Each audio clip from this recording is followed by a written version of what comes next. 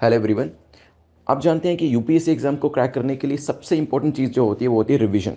And that's why these marathon sessions are made. और आप लोगों ने भी काफ़ी डिमांड करी थी कि वीकली और मंथली बेसिस पे मैराथन सेशंस बनने चाहिए, और इसी वजह से ये मैराथन सेशंस हम करने वाले हैं। और मैं आपसे ये रिक्वेस्ट करूंगा कि ये मैराथन सेशंस में क्वेश्चंस आपने किए हैं पहले, लेकिन यहाँ पर क्योंकि आप ये रिवीजन बेसिस पे कर रहे हैं, तो मेरे क्वेश्चन बोलने के बाद आप आंसर को प्रिडिक्ट करने की कोशिश करिएगा, एनालिसिस करने के बाद आंसर को बताने की कोशिश करिएगा। और एक बार जब वो क्वेश्चन हो जाता है उसके बाद एक्सप्लेनेशन को ध्यान से सुनिएगा, ताकि आपकी रिवीजन हो सके। आप खुद भी कोशिश कर सकते हैं कमेंट सेक्शन में जितनी ज़्यादा से ज़्यादा चीज़ें आप रिकॉल करके लिख पाएँ। फॉर एग्जांपल, अगर कोई क्वेश्चन पूछा गया है जो कि एक मान लीजिए सतत स्कीम को लेकर एक क्वेश्चन पूछा गया, तो सतत को लेकर जितनी भी चीज़ें आपके ध्यान में आती हैं उसे आप कमेंट सेक्शन में लिखिएगा, ताकि आपकी तैयारी अच्छे से हो जाए। और ये जो रिवीजन सेशन आप कर रहे हैं, जो टाइम अपना यहाँ पर आप इन्वेस्ट कर रहे हैं, वो पूरे तरीके से आपका यूटिलाइज हो पाए, और एग्जाम के अंदर कोई भी चीज़ इन क्वेश्चंस में से जो पूछी जाएगी वो आपकी बिल्कुल करेक्ट होनी चाहिए। तो ये क्वेश्चंस आपको हेल्प करेंगे प्रीलिम्स के अंदर करंट अफेयर्स के पोर्शन को अच्छे से कम करने के लिए।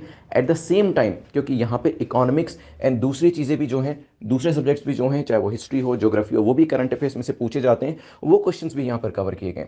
सो इन क्वेश्चंस को करें, रिवाइज करें इनको, और उसके बाद कमेंट सेक्शन में जितनी ज़्यादा से ज़्यादा चीज़ें रिकॉल करेंगे उतना मैराथन सेशंस आपको हेल्प करने वाले हैं। So all the best. ये आपका जो मैराथन सेशंस है वो शुरू हो रहे हैं, और उसे अच्छे से प्रैक्टिस करिए। दो स्टेटमेंट्स दिए और आपसे पूछा कि बताइए करेक्ट कौन सी स्टेटमेंट है दोनों में से। क्वार प्रोजेक्ट अभी रिसेंटली न्यूज में था, कहा गया है कि इसे जेएनके के अंदर कमीशन किया गया है क्या, may be. Chenab is formed by Confluence of two streams, Chandra and भागा। चेनाब जो है वो दो स्ट्रीम से मिलकर बनी है, एक चंद्रा और एक भागा। So they are two statements, you need to mention which is correct basically. तो यहां पर 10 सेकेंड्स 15 सेकेंड्स रादर आपके पास है, सोचिए क्या आंसर होगा, फिर करते हैं डिस्कशन इसको लेकर। You have 15 seconds in your hand. सोचिए what should be the correct answer. Okay देखिए, वैसे कहीं ना कहीं सेकंड स्टेटमेंट आपको हिंट दे रही है फर्स्ट स्टेटमेंट को लेकर। If the second statement is saying it is in Chenab, और इट इज ओवर चेनाब, और it is concerning to Chenab, तो चांसेस आर वेरी लाइकली कि जेएनके में ही होगा। ठीक है, तो कई बार दो स्टेटमेंट्स एक दूसरे को कॉन्ट्राडिक्ट भी करती हैं और कई बार एक दूसरे को कॉम्प्लीमेंट भी करती हैं, and here they are basically complementing. So it is in JNK, Chenab के ऊपर इस प्रोजेक्ट को जो है एलोकेट किया गया है। और आप जानते हैं इंडस वाटर ट्रीटी के अंतर्गत कुछ रिवर्स पाकिस्तान को दी गई हैं और कुछ रिवर्स हमारी साइड है। तो यहाँ पर तो करेक्ट आंसर बिल्कुल ठीक हो जाएगा, दोनों ही स्टेटमेंट ठीक है। एक बार यहाँ पर मैप के ऊपर देखिएगा, तो पहले तो ये जो मैप है आपका, इसे करेक्ट करिएगा। देन जो रिवर्स है वो जेएनके से होकर जाती है, and because they are passing through JNK, जो वर्ल्ड बैंक है इसने एक ट्रीटी कराई थी किस किस के बीच में, एक तरफ था पाकिस्तान और एक तरफ था इंडिया। इंडस वाटर ट्रीटी से कहा जाता है 1960 की। It is called as Indus Water Treaty 1960, and World Bank did the mediation there. And as per the treaty, तीन rivers, that is ICJ, they were given to Pakistan, and BRS, they were given to India. ठीक है, तो Indus, Chenab, Jhelum, these were the rivers, they were gone to Pakistan, and Beas, Ravi, Sutlej, they were with India. Let's move to the next question, which is question number second. Consider the following statement. तीन statements आपको दिए, आपसे पूछे बताइए correct statement इनमें से कौन सी है। 2G services will be upgraded to 3G in LWE areas। तो लेफ्ट विंग एक्सट्रीमिस्ट एरिया के अंदर, एक्सट्रीमिज्म एरिया के अंदर 2G सर्विसेज को 3G में तब्दील किया जा रहा है क्या, मे बी। ये जो काम है, this work will be awarded to Jio, ये जो काम है जियो के द्वारा किया जाएगा। The upgradation will enable better internet facility, तो जो अपग्रेडेशन है उससे बेटर इंटरनेट फैसिलिटी आपको मिलने वाली है। You have 10 seconds in your hand, सोचिए क्या आंसर होगा, फिर करते हैं discussion. Pragati is saying A and Bharat is also saying A, बाकी लोग बताइए। बीएसएनएल, ओके ठीक है। So basically universal service obligation fund, USOF, cabinet ने अप्रूवल दिया, cabinet has just approved that USOF जो फंड आपका है, it will be utilize to provide 4G services, not 3G services. Basically at the moment 2G service exist करती है, and now we are basically upgrading it to 4G। So first statement is incorrect. In left wing extremist area or extremism area, in the rural areas more particularly, what are we doing? We are providing 4G services. We are upgrading the network, and it is not done by Jio. It is done by BSNL. The task is given to BSNL so that all the facilities like जैसे कि e-governance है, e-government है, e-banking है, education, tele-education, telemedicine, all these facilities should be provided to the people living in the rural area. तो rural area left wing से प्रभावित extremist के जो एरियाज हैं वहां पर लोगों को ये सुविधाएं प्रोवाइड करी जा सके, दैट्स वाई अपग्रेडेशन किया जा रहा है। करेक्ट आंसर क्या हो जाएगा? ए, क्योंकि अगर अपग्रेडेशन नहीं किया जाता, जो 2G वाले एरियाज है वहां पर तो वीडियो देखना ही अपने आप में मुश्किल हो जाएगा, वीडियो चैट करना मुश्किल हो जाएगा, एजुकेशन लेना मुश्किल हो जाएगा, गवर्नमेंट की सर्विसेज लेना मुश्किल हो जाएगा। दैट्स वाई वहां पर कहा गया है कि हम लोग क्या करेंगे, 2G से सीधा 4G में आएंगे ताकि ये सभी चीजें वहां के लोगों के द्वारा भी करी जा सके, और इसी के लिए ही टावर्स लगाए जा रहे हैं। अगर आप याद करें तो नेक्स्ट स्लाइड जो है वो सबसे पहले इन्हीं को ही अपना टारगेट बनाते हैं। Whenever they see a school, जब स्कूल देखते हैं या फिर आप कहें कि जब इस तरीके के टावर्स देखते हैं, डेवलपमेंट की कोई भी निशानी अगर देखते हैं तो उसको टारगेट उनके द्वारा बनाया जाता है। Now let's move to the next topic जो कि पूछ रहा है, कंसीडर द फॉलोइंग स्टेटमेंट। आपसे पूछे बताइए करेक्ट क्या होगा। दो स्टेटमेंट देखिए आपसे पूछे, करेक्ट बताइएगा। As per UNEP report, sand is the most exploited natural resource in the world. जो सैंड है वो सबसे ज्यादा एक्सप्लॉइटेड नेचुरल रिसोर्स है पूरी दुनिया के अंदर, as per the report. Maybe report also claim that we are consuming it faster than it can be replaced by geological processes. हम इसे उतनी तेजी से कंज्यूम कर रहे हैं, उतनी तेजी से तो ये पैदा भी नहीं हो रही है। You have again 15 seconds in your hand, सोचिए क्या आंसर होगा। प्रगति ने सी आंसर किया है, बाकी लोग बताइए what should be the correct answer. B भी आ रहा है, सी भी आ रहा है मेरे पास, they are different answers I am getting. Okay, सबसे पहले तो ध्यान रखिएगा, it is not the sand, it is the water which is the most exploited natural resource. पहले नंबर पे वाटर आता है and the second number sand का है, ठीक है। तो फर्स्ट स्टेटमेंट जो है that is incorrect, but yes second statement जो है we are consuming it much at a much faster rate than it is replenishing, ठीक है। तो इसको कंज्यूम जो किया जा रहा है काफी तेजी से किया जा रहा है और काफी जल्दी ऐसा भी बताया जा रहा है कि ये खत्म भी हो सकता है। करेक्ट आंसर क्या हो जाएगा? बी। इसी तरीके की सैंड माइनिंग काफी जगह पे चला करती थी। आई रिमेंबर 2011 में जब आई वाज प्रिपेयरिंग 11-12 के अंदर, that time an incident also happen when IPS officer he was trying to prevent such kind of mining. वो माइनिंग को रोकने की कोशिश कर रहे थे और उनको यहाँ पर जो ट्रैक्टर होता है जो ये माइनिंग करके ले जा रहे थे, एलिजिडली कहा जाता है कि उनके द्वारा मार दिया गया था। खैर, क्वेश्चन नंबर 4 को देखते हैं। Recently integrated road accident database IRED project, इसे कहां पर लॉन्च किया गया? Is it launched in Punjab region, UP, Kerala और तमिलनाडु? बताइए, 15 seconds.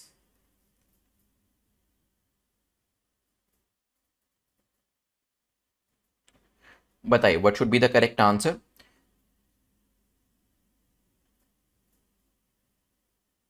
This is the project of ministry of road transport highway which was launch last year हमने इसके बारे में पढ़ा था। Ministry of road transport highway को लेकर आया था, उसके बाद काफी सारे प्रदेशों ने इसे लॉन्च करना अपनी अपनी जगहों पर शुरू किया और अभी रिसेंटली पंजाब न्यूज में था जिसने इसे लॉन्च किया है। बेसिकली इस ऐप के थ्रू पता लगाया जा सकता है, एक तो डेटा इकट्ठा किया जाता है कि एक्सीडेंट कहां कहां पर कितने कितने हुए, किस किस लोकेशन पे हुए, और ऐसी रोड्स को खासतौर पे ईयरमार्क किया जाता है जहां पे काफी ज्यादा एक्सीडेंट होता है। आपने देखा होगा काफी बार सिटीज में भी ऐसी लोकेशन होती है वहां पर एक्सीडेंट होता ही होता है, उसकी बनावट इस तरीके की होती है। तो इस एप्लीकेशन के ऊपर क्या है, इंजीनियर्स जो होते हैं वो भी कनेक्टेड रहेंगे ताकि वो देख सकें कि क्या किसी रोड के अंदर, किसी चौराहे के अंदर, किसी मोड़ के अंदर ऐसी कोई डिजाइन के अंदर कमी है जिसकी वजह से ज्यादातर एक्सीडेंट वहां पर होते हैं, ठीक है। तो पुलिस भी इसके साथ कनेक्टेड रहने वाली इस ऐप के साथ, और साथ ही साथ जो इंजीनियर्स हैं वो भी इसके साथ कनेक्टेड रहने वाले हैं। करेक्ट आंसर क्या हो जाएगा? ए। वाई पंजाब इन न्यूज, क्योंकि पंजाब के अंदर ऑन एन एवरेज जो फर्टैलिटीज होती है, डेथ होती है एक्सीडेंट की वजह से, वो नेशनल एवरेज से ज्यादा है, तभी वहां पर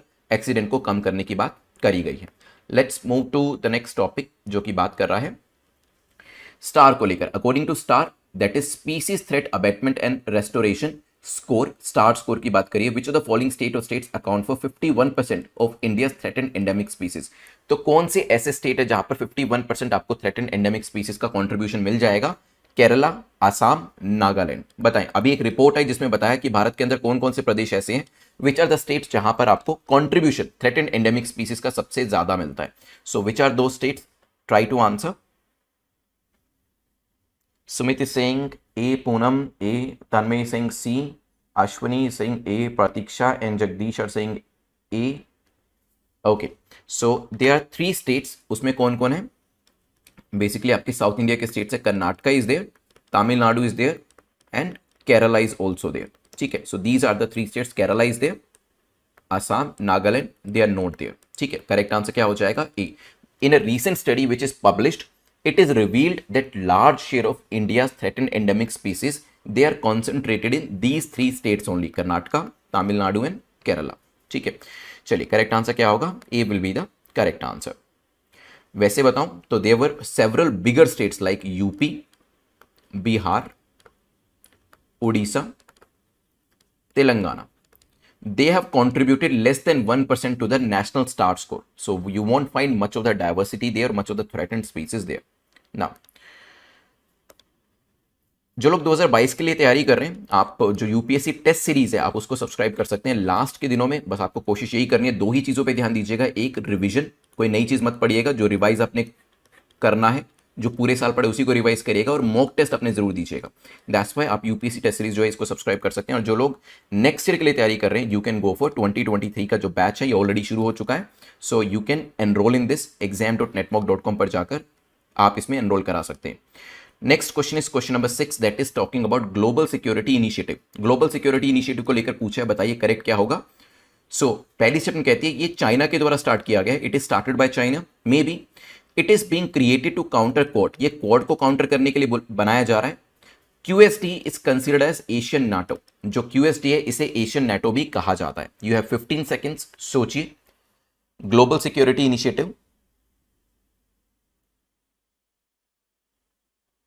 बताइए what should be the correct answer. C answer आ रहा है मेरे पास. ओके, अनुराग ने डी दिया है, विजय ने डी दिया है, प्रगति सिंह डी. भरत पूछ रहे क्यूएसडी क्या है, बताइए क्यूएसडी क्या है. What is QSD? It is quadrilateral security dialogue. Quadrilateral security dialogue जिसे कॉलिक्युली हम मतलब आम बोलचाल की भाषा में क्वाड कहते हैं. तो यस, ग्लोबल सिक्योरिटी इनिशिएटिव किसके द्वारा लेकर आया गया? It is brought to you by China. China जो है अभी धीरे धीरे क्या कह रहा है, एशिया की कंट्रीज को कह रहा है कि चलो हम सब इकट्ठे हो जाते हैं. हम आउटसाइडर कौन है यहाँ पर? जो यूएस है बेसिकली, उसको टारगेट करने की कोशिश कर रहे हैं कि हम लोग सब इकट्ठे हो जाते हैं, हम एक दूसरे की सोवरेनिटी को रिस्पेक्ट करेंगे. तो अभी तक इसको कभी भी रिस्पेक्ट की बात याद नहीं आई, लेकिन अब इसे एक दूसरे की टेरिटरी को, एक दूसरे की सोवरेनिटी को रिस्पेक्ट करने की बात याद आ रही है, क्योंकि अब इसे क्वाड से डर लग रहा है और इसे ओकस, ऑस्ट्रेलिया, यूके, यूएस का जो ग्रुप था उससे डर लग रहा है. So it is being created to counter Quad. Quad को ही न्यूट्रलाइज करने के लिए इसे कहा गया, लाने के लिए. और जो आपका कोड है इसे एशियन नाटो भी कहा जाता है. किसके द्वारा? चाइना के द्वारा. ठीक है. सो यहां पर क्यूएसटी और कोड की बात करें तो जिसमें ऑस्ट्रेलिया, इंडिया, जापान, यूएस आते हैं, मालाबार एक्सरसाइज भी करते हैं, उससे चाइना को कहीं ना कहीं डर लग रहा है. दैट्स वाई ये अब बोन होमी की, ब्रदरहुड की बात कर रहा है कि एशिया के लोग जो है अपने आप को यूनाइट कर ले. चलते हैं क्वेश्चन नंबर 7 के ऊपर. ग्लोबल लैंड आउटलुक रिपोर्ट किसके द्वारा रिलीज करी गई है? यूएनडीपी, डब्ल्यूडब्ल्यूएफ, यूएनईपी या फिर यूएनसीसीडी. बताएं. 15 सेकेंड्स, आंसर करिए. Global land outlook report, it is release by whom? Sumit, Pragati, Bharat, they are answering D, CCD, Brazil, Rio. Very good Anurag, बिल्कुल ठीक है. और यहाँ पे महिमप्रीत ने डी लिखा है, Harshit is saying A, Satyendra is saying D. चलिए good. So UNCCD, united nation convention to combat desertification. United nation convention, UNC का मतलब तो ये हो जाएगा टू कॉम्बैट डेजर्टिफिकेशन. ठीक है. सो इसका फोकस यही है कि लैंड डिग्रेडेशन कितना हुआ है पूरी दुनिया के अंदर और कैसे उस प्रोसेस को रिवर्स किया जा सकता है. ठीक है. इसे बनाया कब गया था? रियो के अंदर. रियो 1992 की समिट जो थी उसमें बनाया गया था. मैंने आपको याद करने का तरीका भी बताया था. सीसीडी मतलब कॉफी. सीसीडी से आपको कॉफी याद आती है. कॉफी कहां मिलती है सबसे ज्यादा? ब्राजील में. और फिर आपको यहां से रियो याद आ जाएगा. ठीक है, जहां पर इसे एस्टैब्लिश किया गया था. करेक्ट आंसर क्या हो जाएगा? D. Let's move to the next question which is question number 8. जो बात कर रहा है वेरियस स्टेटमेंट को देखकर बताइए करेक्ट क्या है. इंडिया की जो एलएफपीआर है ये फॉल हुई है, गिरी है, 40% आ चुकी है, पहले 47% हुआ करती थी. Maybe unemployment rate is higher among younger and more educated. Younger लोगों में अनएम्प्लॉयमेंट और भी ज्यादा है. और एलएफपीआर को जो निकाला जाता है it is the percentage of working age 18 years और older population that is asking for job. इनमें उन लोगों को शामिल किया जाता है जिनकी एज 18 साल या उससे ज्यादा है और जो जॉब की तलाश कर रहे हैं. बताइए. You have 15 seconds. क्या आंसर होगा? बताइए. अनएम्प्लॉयमेंट को लेकर डेटा डेली बेसिस पे न्यूज़पेपर में आता है। लेबर फोर्स पार्टिसिपेशन रेट को लेकर बताइए। यहां पर विजय ने बी आंसर किया है, Harshil is saying B, Poonam and Mahimpreet is saying B, which is the correct answer also. Yes, यहां पर जो लेबर फोर्स पार्टिसिपेशन रेट है वो गिरी है, तो पहली स्टेटमेंट आपकी बिल्कुल करेक्ट हो जाती है। देन अनएम्प्लॉयमेंट रेट जो है वो विमेन के अंदर और यंगर जनरेशन के अंदर और भी ज्यादा है, तो ये स्टेटमेंट भी आपकी ठीक हो जाती है। और इसमें जो एज कंसीडर करी जाती है वो करी जाती है 15 ईयर्स और मोर। ठीक है, 18 साल नहीं है, 15 साल है। इसमें उन लोगों को कंसीडर किया जाता है जो जॉब की तलाश करें, जो 15 साल से ऊपर है, plus they are seeking, asking, they are needing a job. ठीक है, तो इसमें उन लोगों को कंसीडर किया जाता है। लेबर फोर्स पार्टिसिपेशन रेट में दो कैटेगरीज होती हैं, ए जो जॉब ढूंढ रहे थे और उनको जॉब मिल गई, मींस एम्प्लॉयड, बी जो जॉब ढूंढ रहे थे लेकिन उनको जॉब नहीं मिली, अनएम्प्लॉयमेंट। बी, ए और बी। चलिए, करेक्ट आंसर क्या हो जाएगा यहां पर? B will be the correct answer. Let's move to the 9th question. QZSS belongs to, QZSS आपका एक तरीके का जीपीएस लाइक सिस्टम है। किस कंट्री को ये बिलोंग करता है? चाइना को, रशिया को, यूरोप को? बताइए, what should be the correct answer? Recently Indigo ने हमारा जो इंडिजिनस सिस्टम है गगन, उसको इस्तेमाल किया लैंडिंग के लिए। उसके बाद दोबारा से ही डिस्कशन शुरू हो गई कि किस कंट्री के पास किस तरीके का पोजिशनल सिस्टम है। जैसे जीपीएस जो है वो किसके पास है? यूएस के पास। चाइना के पास क्या? बाइडू है, तो ये तो वैसे ही नहीं हो सकता। रशिया के पास क्या? ग्लोनस, ये भी नहीं हो सकता। यूरोप के पास क्या? गैलीलियो, ये भी नहीं हो सकता। तो आंसर क्या हो जाएगा? डी, क्योंकि ये किसके पास है? वसुंधरा का आंसर पढ़िएगा, जापान के पास है। ठीक है, पूनम आपका भी आंसर करेक्ट है। एंड यहाँ पे जापान और किसने लिखा है? भारत ने लिखा है, दैट इज करेक्ट, गुड। ये सारे नाम जो है आपको यहाँ पर भी मिल जाएंगे। Let's move to the last question, map based question. आपको नॉर्थ टू साउथ इन कंट्रीज को लगाना है। ये एरिया काफी इंपॉर्टेंट है। You have 15 seconds. इंपॉर्टेंट इसी वजह से क्योंकि यूक्रेन रशिया की जो वॉर है वो थमने का नाम नहीं ले रही है, and because of which the question concerning to map that could be from this place. बताइए, Estonia, Lithuania, Latvia, Ukraine, you need to put them from north to south if this is the direction from north to south. बताइए, D answer आ रहा है मेरे पास, C आ रहा है। You can take your time, it's a map based question, you can visualize it. C and D, okay. Bharat is saying D, Tanmay is saying C, Harshil is saying C, and Manu Lakshmi is saying D। देखिए एक बार map के ऊपर देखिए। सो सबसे पहले क्या है? Estonia, Latvia, Lithuania, फिर नीचे क्या? Belarus and Ukraine.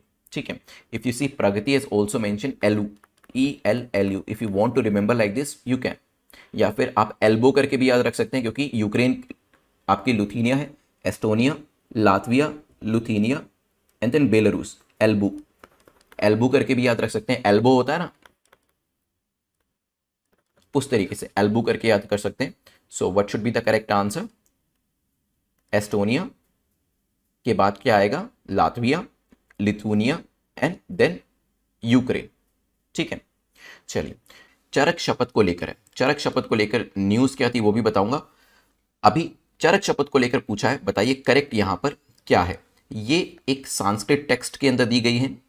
ठीक है, शपथ जो है वो आयुर्वेदा के ऊपर दी गई है, एंड ये सेट ऑफ इंस्ट्रक्शन है जो कि टीचर्स देते हैं अपने प्रोस्पेक्टिव स्टूडेंट्स को। सो दिस शपथ is in Sanskrit text which is concerning Ayurveda, and this is given by a teacher to the upcoming students or the potential students। बताइए, there are 3 statements, आंसर करिएगा।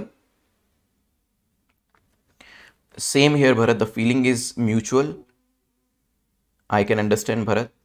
अनुराग ने 7 का target set किया है। तन्मय is saying C, Sumit is saying D, Rajendra is saying C और D, दोनों अलग अलग आंसर्स आ रहे हैं। ओके, देखिए हिपोक्रेटिक ओथ होती है जो कि डॉक्टर्स लेते हैं, and there was one institution जहां पर जो हिपोक्रेटिक ओथ थी उसकी जगह पर चरक शपथ दी गई और उसको लेकर पूरी कंट्रोवर्सी क्रिएट हो गई। ठीक है, कंट्रोवर्सी यूपीएससी नहीं पूछेगा, लेकिन हाँ अगर कोई ऐसी चीज़ है जैसे चरक, अब आपकी एंशियंट हिस्ट्री से चरक का जो टॉपिक है वो भी इंपॉर्टेंट हो गया और चरक शपथ भी इंपॉर्टेंट हो गई, ये ध्यान रखिएगा। हिपोक्रेटिक ओथ एथिकल कोड है जो कि डॉक्टर्स लेते हैं कि वो कैसे अपने पेशेंट्स को ट्रीट करेंगे। नाउ जो चरक शपथ है क्या वो संस्कृत टेक्स्ट के अंदर है? बिल्कुल ठीक है। आयुर्वेदा को लेकर है? बिल्कुल ठीक है। And yes, it is given by teachers to the prospective students. तो आंसर क्या हो जाएगा यहां पर? D will be the correct answer. ध्यान रखिएगा, what should be the correct answer? All the statements are correct, D will be the correct answer. Let's move to the next question which is question number second, जो कि बात कर रहा है which of the following ministry has launched ZED scheme. ZED scheme जो है कौन से मंत्रालय के द्वारा लॉन्च करी गई है? क्या माइक्रो स्मॉल मीडियम एंटरप्राइज ने इसको लॉन्च किया है, एनवायरमेंट मिनिस्ट्री ने इसे लॉन्च किया है, फाइनेंस ने, या फिर none of the above? Recently ये न्यूज में थी, किस वजह से न्यूज में थी सोच के बताइएगा। स्कीम जो है एक एक्सटेंसिव ड्राइव है ताकि फैसिलिटेट किया जा सके जीरो डिफेक्ट जीरो इफेक्ट को। ZED का क्या मतलब है? Zero defect zero effect practices, ताकि इंसेंटिवाइज किया जा सके ज़्यादा से ज़्यादा जो आपकी इंडस्ट्रीज हैं वो ZET सर्टिफाइड हो, उनको ZET सर्टिफिकेशन लेने के लिए। इसमें भी अलग अलग लेवल्स होते हैं रजिस्ट्रेशन के, जो भी आपको मैं बताने वाला हूं। खैर यहाँ पर आंसर MSME रहने वाला है, and I can see Shivani, Vasundhara, आप लोगों का आंसर करेक्ट है, श्वेता भी यहाँ पर करेक्ट हो जाते हैं। बेसिकली इसमें 3 सर्टिफिकेशन लेवल होते हैं, certification level 1, certification level 2, certification level 3, जो कि ब्रॉन्ज, आपका सिल्वर एंड गोल्ड का रहता है। ठीक है, ये स्कीम है क्या, इसके बारे में भी जानते हैं, तो आंसर तो आपका ए हो जाएगा। ये आपके अलग अलग लेवल्स दिए। अब अगला क्वेश्चन जो है वो आपका एनारोबिक स्टेरॉइड को लेकर है। पूछा गया एनारोबिक स्टेरॉइड को लेकर बताइए कौन सी स्टेटमेंट आपकी करेक्ट है, कौन सा कथन आपका सही है। एनारोबिक स्टेरॉइड जो है ये एसेंशियली लैब मेड होते हैं, और जो कि मेल हार्मोन टेस्टोस्टेरोन जो होते हैं उसको ये कहीं ना कहीं मिमिक करते हैं। हो सकता है ये मेल की जो कैरेक्टरिस्टिक्स होती हैं, जैसे बॉडी डेवलपमेंट हो गया, डीपर वॉइस हो गया, फेशियल हेयर हो गया, इन सब चीज़ों को बढ़ाने में हेल्प करते हैं। And they are similar to steroid prescribed by the doctors. जब काफ़ी बार आपने देखा होगा इन्फ्लेमेशन के लिए भी, कोविड के टाइम पे भी काफ़ी सारे डॉक्टर्स स्टेरॉइड को प्रिस्क्राइब कर रहे थे। क्या वो स्टेरॉइड और एनारोबिक स्टेरॉइड सेम ही होते हैं? 10 सेकेंड्स सोचिए, बताइए what should be the correct answer. Tanmay ने ए लिखा है, शिवानी आंसर कर रहे हैं, हेमलता भी आंसर कर रहे हैं ए, प्रियंका सिंह चौहान ने ए लिखा है, बाकी लोग बताइए। ओके, सबसे पहले तो यस, एनारोबिक स्टेरॉइड जो होते हैं ये लैब मेड होते हैं। This is the lab made version of male hormone. जो मेल हार्मोन टेस्टोस्टेरोन जो नेचुरली मेल्स के अंदर प्रोड्यूस होता है उसको लैब में क्रिएट किया जाता है। और ये जो मेल्स होते हैं, क्योंकि मेल टेस्टोस्टेरोन है, एस्ट्रोजन फीमेल आपका हार्मोन होता है और मेल के अंदर टेस्टोस्टेरोन होता है, तो मेल की जो कैरेक्टरिस्टिक्स होती है जो उन्हें फीमेल से अलग बनाती है, डीपर वॉइस हो गया, फेशियल हेयर हो गया, ये देने में इन टेस्टोस्टेरोन या इन हार्मोन्स का इंपॉर्टेंट रोल रहता है।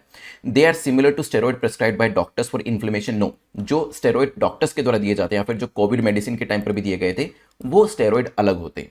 ठीक है, अब मान लीजिए मैंने आपको बताया कि ये मेल स्टेरॉइड है या फिर मेल हार्मोन टेस्टोस्टेरोन को बढ़ावा देती है या उसी का ही मिमिक करते हैं हमारी बॉडी के अंदर जाकर, तो क्या होगा, अगर मान लीजिए कोई फीमेल ले लेते हैं तो उनके अंदर भी ये जो कैरेक्टरिस्टिक्स होती हैं, जैसे फेशियल हेयर आने उनके शुरू हो जाएंगे, बॉडी डेवलपमेंट और भी ज़्यादा शुरू हो जाएगा। ठीक है, तो टेस्टोस्टेरोन जो है मेल कंज्यूम करते हैं, बॉडी बिल्डर्स में आपने ज़्यादा देखा होगा, लेकिन अगर फीमेल कंज्यूम करते हैं तो उनकी बॉडी जो है वो भी मेल जैसी होती जाती है और वो फेशियल हेयर जो है वो भी उनके आने शुरू हो जाते हैं। ठीक है, अभी 2 लोग जो थे, 2 टोक्यो ओलंपियंस जो थे, उनको यहाँ पर बैन किया गया, और आगे जाके नोएडा पुलिस जो थी उसने काफ़ी सारे जो सप्लीमेंट ड्रग्स होते हैं worth 2 crore of anaerobic steroid जो थे वो यहाँ पर जब्त किए हैं, वो न्यूज़ में थे। ठीक है, अब वो पूरी न्यूज़ हमारे लिए उतनी ज़्यादा इंपॉर्टेंट नहीं है, लेकिन क्योंकि वो एनारोबिक स्टेरॉइड को लेकर थी, ठीक है, इसी वजह से ये इंपॉर्टेंट हो जाता है क्वेश्चन। आपका आंसर क्या हो जाएगा? A will be the correct answer. ठीक है, जैसे मैंने आपको कहा कि यहाँ पर फीमेल अगर लेते हैं तो वो मेल के जो फीचर्स होते हैं, बॉडी फीचर्स, वो उनके अंदर भी देखने को मिलते हैं। क्वेश्चन नंबर 4 को देखते हैं, जो कि बात कर रहे हैं इंडियन नॉर्डिक समिट को लेकर। इंडियन नॉर्डिक समिट को लेकर पूछा है सिंपली कि बताएं करेक्ट क्या है। फर्स्ट इंडियन नॉर्डिक समिट जो हुई थी वो 2018 में हुई थी। उसे रिट्रेट किया जा रहा है, 6 कंट्रीज का कमिटमेंट है ग्लोबल सिक्योरिटी को लेकर। It is essential to give more energy to blossoming partnership. ज्यादा इस तरफ फोकस करना जरूरी है। 10 सेकेंड्स आंसर करिए, what should be the correct answer. देखिए, इस तरीके के 100 में से 2 या 3 क्वेश्चन आपको यूपीएससी के अंदर भी मिलेंगे, जहां पर स्टेटमेंट्स 2 या 3 में से एक ऐसी स्टेटमेंट जरूर होगी जो बिल्कुल कॉमन सेंसिकल होगी। अब is it essential to give more energy, ताकि इस तरीके की पार्टनरशिप को बढ़ाया जा सके, इसको कौन मना करेगा। तो सेकंड स्टेटमेंट तो बिल्कुल बच्चों वाली थी। जो फर्स्ट स्टेटमेंट थी वो कहीं ना कहीं फैक्चुअल थी, हालांकि वो भी ठीक है। यहां पर करेक्ट आंसर क्या हो जाएगा? C will be the correct answer. अभी हमारे प्राइम मिनिस्टर, अगर आप देखें ध्यान से, इंडिया के जर्मनी, डेनमार्क, फ्रांस यहां विजिट कर रहे हैं। ठीक है, एंड दैट्स वाई यहां पर नॉर्डिक समिट की भी बात सामने आई है। अपने आप में फर्स्ट फॉरेन टूर है हमारे प्रधानमंत्री का इस साल इस वजह से इन कंट्रीज के बारे में भी क्वेश्चन पूछा जा सकता है। करेक्ट आंसर क्या हो जाएगा? सी। और क्योंकि नॉर्डिक समिट की बात करिए, नॉर्डिक कंट्रीज कौन सी होती है वो जानना और भी जरूरी हो जाता है। जल्दी से बताएं, नॉर्डिक कंट्रीज हमारे यहां पर कौन कौन सी? क्या फिनलैंड है, डेनमार्क है, स्वीडन है, आइसलैंड है? जल्दी से बताएं, इनमें से कौन कौन सी कंट्रीज नॉर्डिक कंट्रीज का पार्ट है? फिर मैप के ऊपर भी मैं आपको दिखाऊंगा, अदरवाइज भी हम यहां पर डिस्कस करेंगे। नॉर्डिक कंट्रीज को नॉर्डिक्स या नॉर्डन भी कहा जाता है, ठीक है। इसे द नॉर्थ भी कहा जाता है। तो एग्जाम में किसी भी नाम से पूछा जा सकता है, वो दो नॉर्थ भी कह सकते हैं, नॉर्डिक्स भी कह सकते हैं, नॉर्डेन भी कह सकते हैं। तो अलग अलग नाम याद करके जाइएगा। यहां पर डी आंसर आ रहा है मेरे पास, निष्काम डी कह रहे हैं, ज्योति ने डी लिखा है, राजेंद्र, शिवानी भी डी कह रहे हैं, एंड सुमित ने प्लस ग्रीनलैंड भी लिखा है, श्वेता का आंसर भी ठीक है। फिनलैंड भी इसमें आता है, डेनमार्क भी इसमें आता है, स्वीडन भी आता है, आइसलैंड भी आता है, ठीक है। इसके अलावा ग्रीनलैंड भी इसका पार्ट है, ठीक है। नॉर्वे भी इसमें आता है,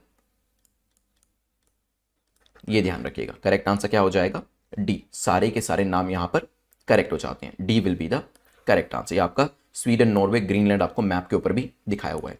आपका 50% जो डिस्काउंट कूपन है दैट इज एक्टिवेटेड, वो आप यूज कर सकते हैं अगर आप 2023 या 2024 के कोर्स के अंदर एनरोल कराना चाहते हैं। इसमें आपके सारे करंट अफेयर्स के और स्टैटिक सब्जेक्ट्स कंप्लीट हो जाते हैं। जो लोग इस साल एग्जाम दे रहे हैं, आप जानते हैं अभी कोई नया कोर्स आपको नहीं लेना है, अनलेस कि आपकी बिल्कुल तैयारी नहीं है तो आप रिवीजन सीरीज ले सकते हैं। अदरवाइज मॉक टेस्ट सीरीज जो है उसे जरूर कर लीजिएगा, वो आपके लिए काफी इंपॉर्टेंट है। तो 2022 के स्टूडेंट्स के लिए यूपीएससी सीरीज अगर खुद तैयारी कर रखी है तो आपको इसकी भी जरूरत नहीं है 50 डेज की, लेकिन खुद बिल्कुल भी तैयारी नहीं हुई है तो लास्ट शॉट जो आप ले सकते हैं वो 50 डेज रिवीजन सीरीज से ले सकते हैं। लेकिन हाँ, नेक्स्ट ईयर के लिए 2023 शुरू से ही तैयारी करके चलिए, ताकि लास्ट में आपको क्रैश कोर्सेज लेने की जरूरत ना पड़े, ताकि पूरी तैयारी आपकी हो, सिर्फ लास्ट में रिवीजन आप करें। क्वेश्चन नंबर 6 को देखते हैं, जो कि बात कर रहे हैं वेल्वेदार ब्लैक बक सेंचुरी को लेकर पूछा गया है। ये कहां पर लोकेट करती है? अभी न्यूज में थी, क्या ये महाराष्ट्र में है, Gujarat, Tamil Nadu, none of the above? अभी कुछ दिन पहले भी ये सेंचुरी न्यूज में थी, दोबारा से न्यूज में आई है, तो क्वेश्चन बन सकता है यहाँ पर। Once a thriving species, black buck की पॉपुलेशन जो है यहाँ पर कम हो रही है। एक टाइम पे बहुत ज्यादा पाए जाते थे, लेकिन हंटिंग होने लगी, इनकी डिफोरेस्टेशन होने लगा, जिसकी वजह से ब्लैक बक की जो संख्या है उसमें कमी देखने को मिल रही है। सुमित ने बी लिखा है, which is the correct answer. और गेमिंग स्टाइल आपका भी आंसर करेक्ट है। शिवानी, प्रियंका सिंह चौहान ये भी करेक्ट हो जाते हैं। इट इज इन गुजरात, ठीक है। याद करिए, कुछ दिन पहले जब पढ़ाया था मैंने आपको बताया था कहां पर है, भावनगर, भावनगर डिस्ट्रिक्ट ऑफ गुजरात के अंदर ये लोकेट करता है। तो करेक्ट आंसर क्या हो जाएगा? B will be the correct answer, ठीक है। किस चीज के लिए फेमस है? ब्लैक बक के लिए फेमस है, जिसकी संख्या अभी धीरे धीरे कम हो रही है। अगला क्वेश्चन उसी के ऊपर ही है, ब्लैक बक को लेकर पूछा है, बताइए कौन सी स्टेटमेंट आपकी करेक्ट है। ये इंडिया का नेटिव है ब्लैक बक, ये ग्रासी प्लेन्स में रहता है ये जो जानवर है, और आयुसियन लीस्ट कंसर्न इसका बताया जाता है। 10 सेकेंड्स आपके पास है। ब्लैक बक, जिसे एंटीलोप सर्वाइकाप्रा भी कहा जाता है, also known as Indian antelope भी इसे कहा जाता है, अलग अलग नाम है। तो ब्लैक बक करके भी क्वेश्चन आ सकता है, इंडियन एंटीलोप करके भी क्वेश्चन पूछा जा सकता है। नेटिव कहां का है? बिल्कुल ठीक, इंडिया, और इवन नेपाल में भी आपको मिल जाएगा, ठीक है। कहां पे रहता है? ग्रासी प्लेन्स के अंदर, बिल्कुल ठीक हो जाता है, ग्रासी प्लेन्स के अंदर है। वाइल्ड लाइफ प्रोटेक्शन एक्ट 1972 के हिसाब से शेड्यूल 1 के अंदर आता है। एंड वसुंधरा, आपका आंसर बिल्कुल करेक्ट है यहाँ पर। And Nishkam is also right. New batch के स्टूडेंट्स अच्छे आंसर कर रहे हैं। Anurag is correct, Sumit is correct, very good. यहाँ पर आयुसिन स्टेटस लीस्ट कंसर्न इसका माना जाता है। तो करेक्ट आंसर क्या हो जाएगा? डी। तो ये चीज़ आपको भी नहीं भूलनी, क्योंकि काफ़ी सारे लोगों ने गलत आंसर किया है यहाँ पर। तो ये स्टेटमेंट जो है, अब सलमान खान तो भूलने वाले नहीं है इसको, आप लोगों को भी नहीं भूलना है कि इसका आयुसिन स्टेटस कहाँ क्या है, कहाँ पे ये पाया जाता है, और ये नेटिव कहाँ का है, ठीक है। चलिए let's move to the next question. Question number 8 को देखते हैं। ई श्रम एंड PMSBY, प्रधानमंत्री सुरक्षा बीमा योजना को लेकर पूछा है, बताइए करेक्ट स्टेटमेंट आपकी कौन सी है। The workers would be eligible for 2 lakh as accidental insurance. तो जो प्रधानमंत्री सुरक्षा बीमा योजना है, इसके अंतर्गत 2 लाख का एक्सीडेंट इंश्योरेंस होता है क्या? May be. Direct benefit transfer जो है वो इसमें किया जाता है ई श्रम यूनिक आईडी नंबर के थ्रू, ये भी पॉसिबल है। ई श्रम कार्ड भी ई श्रम पोर्टल के थ्रू यहां पर इशू किया जाता है, क्योंकि अभी न्यूज थी कि ई श्रम को और प्रधानमंत्री सुरक्षा बीमा योजना को जोड़ने की, इंटरलिंक करने की बात हो रही है, तभी यहां पर दोनों ही आपके जो पोर्टल और स्कीम है न्यूज में थे। सोच के बताएं क्या आंसर होगा। रोहिणी शर्मा, तन्मय ने डी आंसर किया है, बाकी लोग बताइए। ज्योति, भरत डी कह रहे हैं, निष्काम ने भी डी लिखा है, रूपम सिंह भी डी कह रहे हैं, बिल्कुल ठीक है। तो दोनों को यहाँ पे लिंक किया जाएगा। स्कीम की जो कैरेक्टरिस्टिक्स है वो भी करेक्ट है, इसके थ्रू एक ई श्रम कार्ड भी इशू किया जाता है और ई श्रम नंबर, एक यूनिक आईडी जो होती है वो भी क्रिएट करी जाती है। तो करेक्ट आंसर क्या हो जाएगा यहाँ पर, D will be the correct answer. ठीक है, चलिए चलते हैं यहां से आगे बढ़ते हुए 9th क्वेश्चन के ऊपर। प्रधानमंत्री सुरक्षा बीमा योजना को लेकर ही पूछा जा रहा है। बताइए क्या इसके अंदर जो एज ग्रुप कंसीडर करी जाती है वो 18 टू 70 ईयर्स है क्या?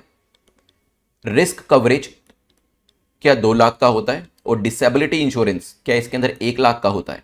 सोचिए क्या डिसेबिलिटी इंश्योरेंस होता भी है कि नहीं होता है? 3 स्टेटमेंट्स आपके सामने है प्रधानमंत्री सुरक्षा बीमा योजना को लेकर। जल्दी से मुझे बताएं क्या करेक्ट आंसर होगा, बताइए।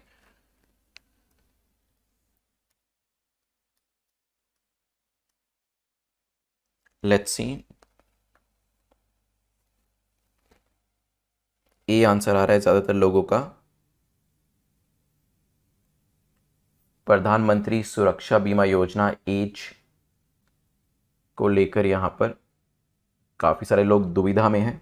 And let me tell you, I can understand, इसको लेकर परेशानी हो सकती है, लेकिन हाँ, scheme is available to the people जो 18 टू 70 ईयर्स के हैं, जिनका बैंक अकाउंट भी उनके पास है, और यहाँ पर उनके बैंक अकाउंट से ही 12 रुपए जो है ऑटो डेबिट हो जाते हैं, जो कि इस स्कीम के लिए प्रीमियर जाता है। ठीक है, प्रीमियम जाता है 18 to 70 years, that is correct. यहाँ पर रिस्क कवरेज 2 लाख का रखा गया, disability insurance, accidental insurance 1 lakh का यहाँ पर रखा गया। करेक्ट आंसर क्या हो जाएगा, D will be the correct answer. तीनों की तीनों स्टेटमेंट्स आपकी यहाँ पर करेक्ट हो जाती हैं। लास्ट क्वेश्चन को देखते हैं जो कि बात कर रहा है, which of the following will create farmer distress index. Farmer distress index इनमें से कौन बना रहा है? NITI Aayog, NABARD, ministry of agriculture या फिर फिकी? सोचिए, फार्मर डिस्ट्रेस इंडेक्स के बारे में जल्दी से मुझे बताइए, what should be the correct answer, कौन लेकर आ रहा है? ये फार्मर डिस्ट्रेस इंडेक्स, जिसको हम शॉर्ट में एफडीआई कहते हैं, ये आइडेंटिफाई करेगा क्या कि कौन कौन से फार्मर डिस्ट्रेस में है। इसके अंदर रैशनल जो रहेगी वो किस तरीके से रहेगी, रीसेंट स्टडी जो है वो बताती है 60% ऑफ द वेरी हाई लोग जो आपके फार्मर्स है वो वेरी हाई डिस्ट्रेस लेवल के अंदर आते हैं।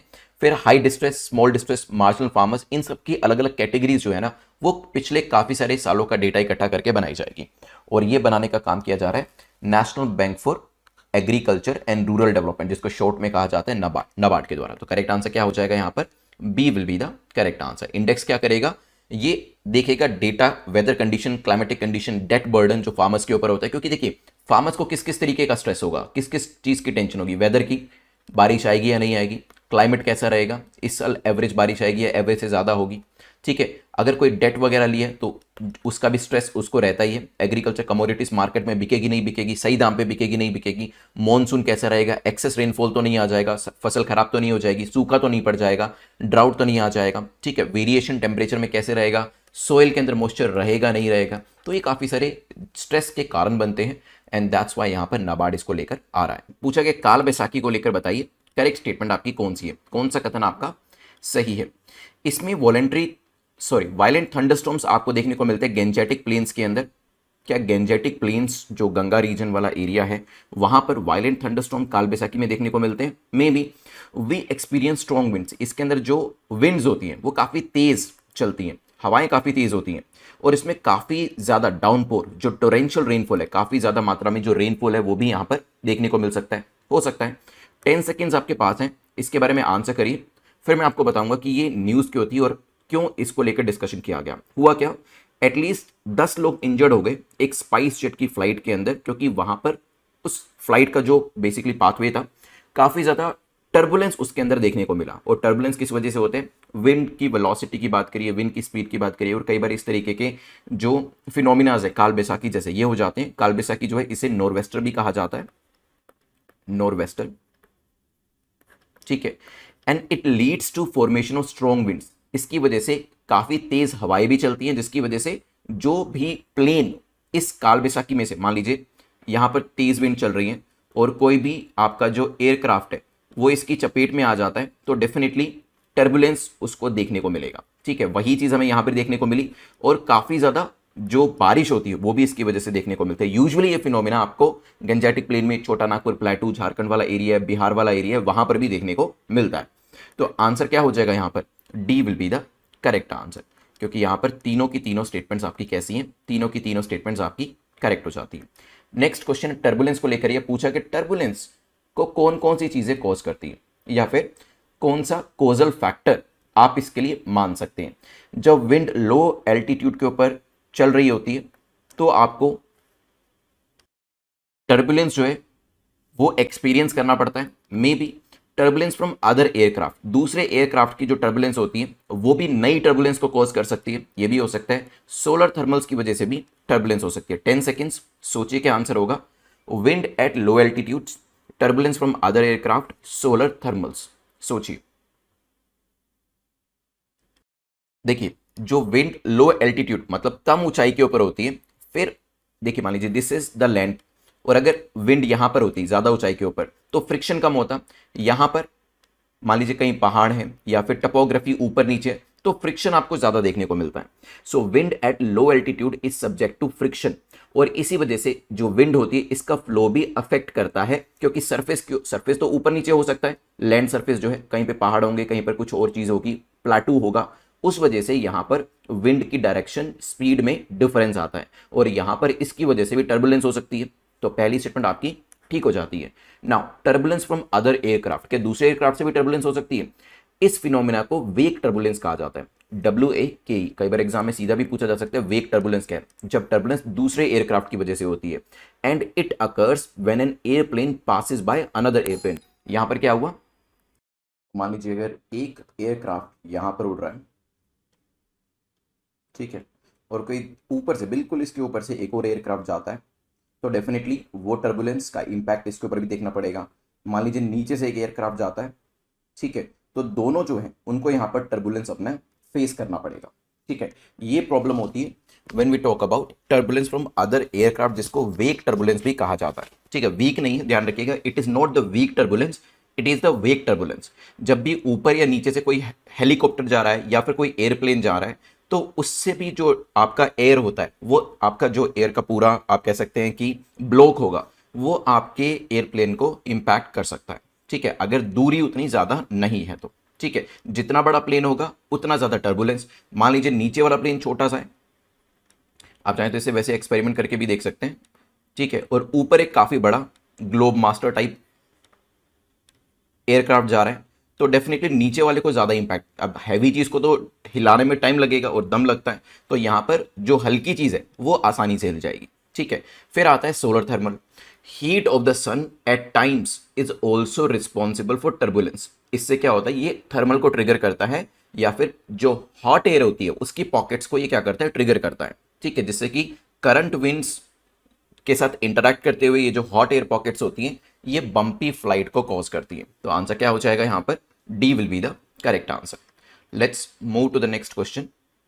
तो यहाँ पे कॉजेज में wind storm, jet stream, objects near the plane, जिसमें दूसरे बड़े प्लेन्स भी हो सकते हैं जिसकी वजह से टर्बुलेंस देखने को मिलती है, ये सारे इसके कारण होते हैं। ठीक है, प्रीलिम्स का काफी अच्छा क्वेश्चन यहाँ पर बन सकता है।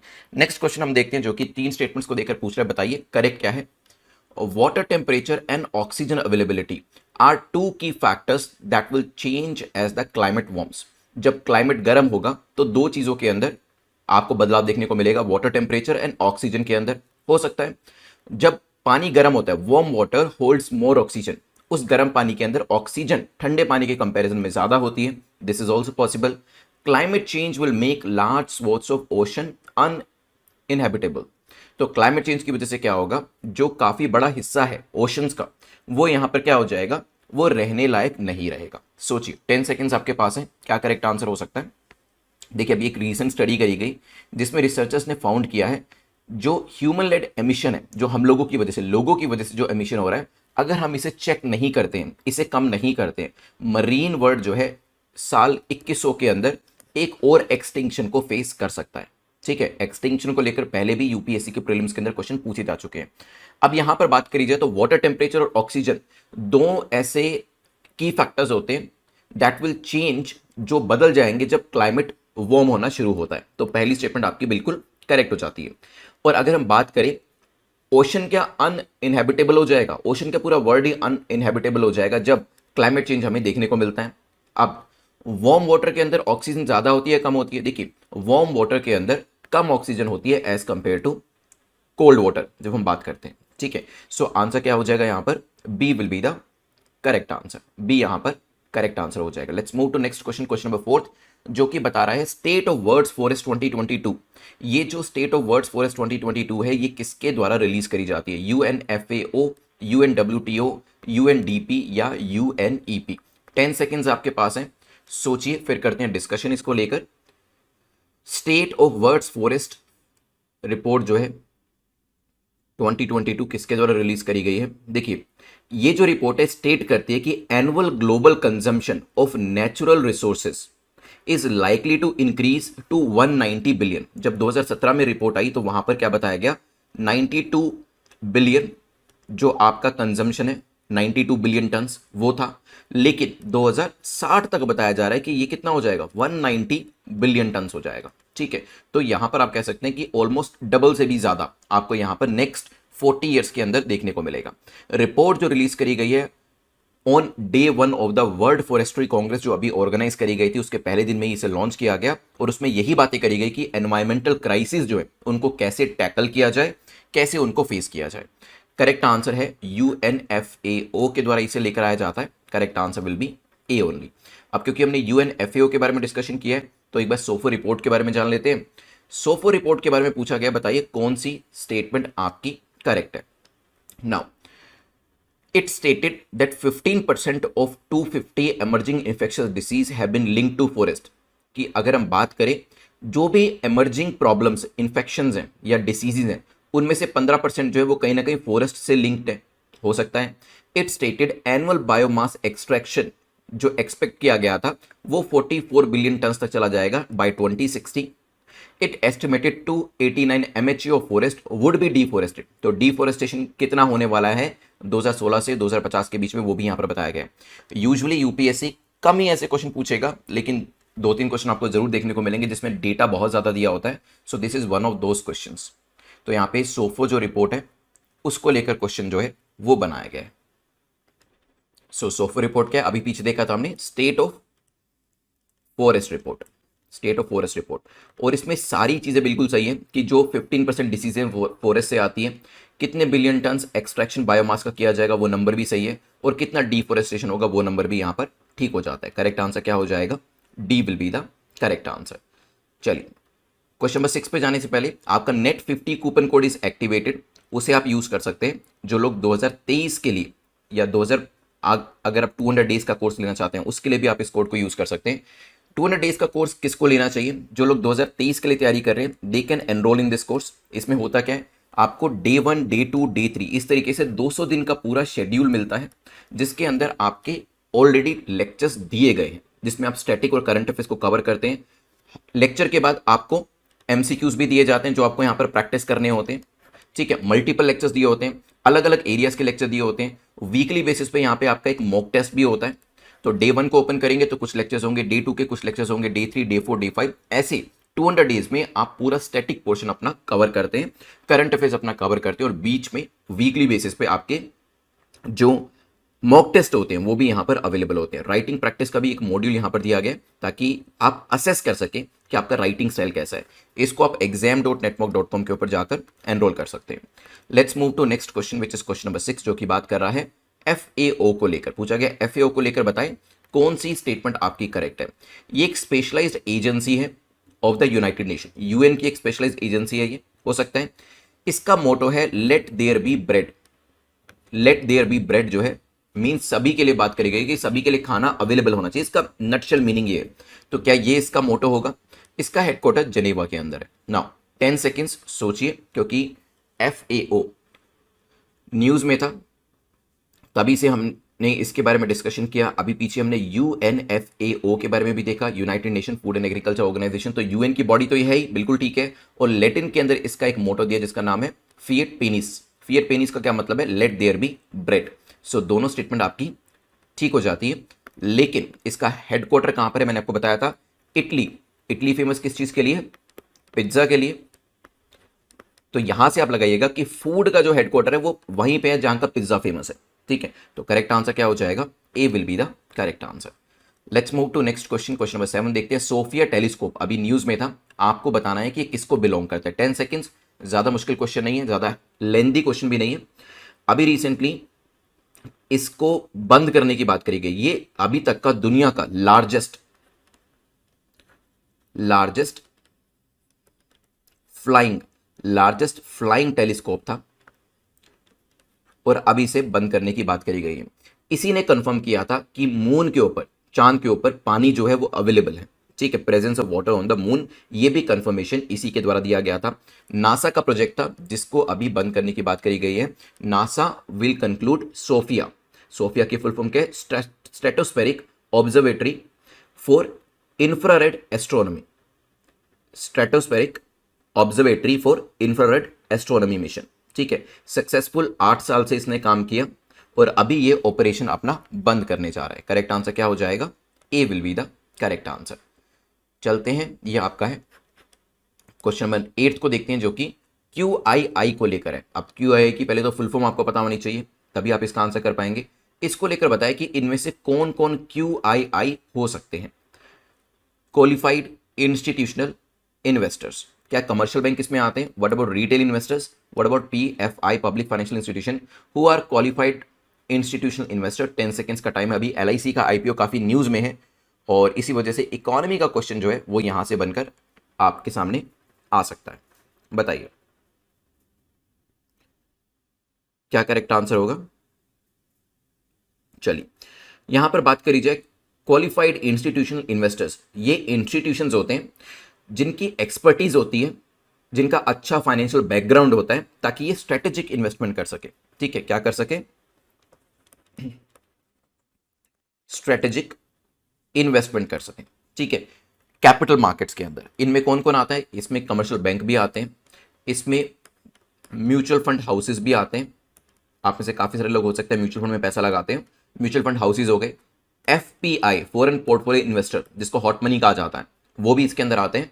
लेकिन रिटेल इन्वेस्टर एक सेपरेट कैटेगरी होता है, वो इसमें नहीं आते हैं, ठीक है। QIIs are important for the company, जो कि IPO के साथ आती है, क्योंकि लार्ज शंक, काफी बड़ा हिस्सा, जो नई कंपनी मान लीजिए IPO के साथ LIC आ रही है, तो एक उसका काफी बड़ा हिस्सा जो है वो QII, जिसमें कमर्शियल बैंक हो गए, पब्लिक फाइनेंशियल इंस्टीट्यूशन हो गए, म्यूचुअल फंड हाउसेज हो गए, FPIs हो गए, वही उठा लेते हैं और बाकी हिस्सा जो है रिटेल इन्वेस्टर के लिए बचता है, ठीक है। The more shares they buy, the less the number of shares available to the public, ठीक है। क्योंकि अगर मान लीजिए ये पूरी पाई है जो 100% है, अगर इतना हिस्सा 90% हिस्सा अगर QII ही ले गए तो रिटेल इन्वेस्टर के लिए बहुत कम हिस्सा बचेगा, ठीक है। हालांकि LIC के केस में एक अच्छी चीज करी गई है कि इन्होंने काफी बड़ा हिस्सा जो है compare to other IPOs retail investor के लिए रखा है। तो करेक्ट आंसर यहां पर क्या हो जाएगा? 1 and 3, B will be the correct answer. चलते हैं यहां से आगे बढ़ते हुए नेक्स्ट टॉपिक को डिस्कस करते हैं, जो कि बात कर रहे हैं 3 स्टेटमेंट देकर पूछा है, बताइए कौन सी स्टेटमेंट आपकी करेक्ट है। और ये पूछा किस चीज को लेकर है? वर्ल्ड प्रेस फ्रीडम इंडेक्स को लेकर पूछा गया। It is release bye reporters without border. इसको रिपोर्टर्स विदाउट बॉर्डर्स के द्वारा लेकर आया जाता है क्या? May be. इंडिया का rank world press freedom index के अंदर इंप्रूव हुआ है और नॉर्वे जो है उसने यहां पर टॉप पोजीशन हासिल करी है। 10 सेकेंड्स सोचिए क्या आंसर होगा, फिर करते हैं discussion. World press freedom index, इसमें मैं आपको बताऊं तो हमारा जो रैंक आया है वो है 150th, ठीक है। और पिछले साल हमारा रैंक था 142nd। तो यहां पर एक ड्रॉप देखने को मिला, क्योंकि हम रैंक की बात करें, स्कोर की बात नहीं कर रहे हैं। तो इंडिया का रैंक इंप्रूव नहीं हुआ, रादर इंडिया का रैंक नीचे गिरा है। लेकिन हाँ, रिपोर्टर्स विदाउट बॉर्डर्स के द्वारा इसे लेकर आया जाता है और नॉर्वे ने टॉप पोजीशन भी इसके अंदर हासिल करी। तो आंसर क्या हो जाएगा? C will be the correct answer. Norway top position पे है। नॉर्वे के बाद किसका नंबर आता है? नॉर्वे के बाद है डेनमार्क, फिर है स्वीडन। ये नॉर्डिक कंट्रीज जो आपकी हैं, ये टॉप पोजीशन इन्होंने हासिल करी है, ठीक है। वर्स्ट स्कोर की बात करें तो इसके अंदर एरिट्रिया, ईरान, तुर्कमेनिस्तान, म्यांमार, ये जो कंट्रीज हैं इनका नंबर सबसे बॉटम पोजीशन के ऊपर आता है, ठीक है। इंडेक्स ने रिवील किया कि हमें पोलराइजेशन की बात करें या इंफॉर्मेशन केओस की बात करें तो उसमें 2 फोल्ड इंक्रीज देखने को मिला है, ठीक है। मीडिया पोलराइजेशन, फ्यूलिंग डिवीजन, जिससे कंट्रीज के अलग अलग कम्युनिटीज के बीच में आप कह सकते हैं कि लड़ाई होती है, डिवीजन होता है, वो भी केसेस ज्यादा देखने को मिल रहे हैं।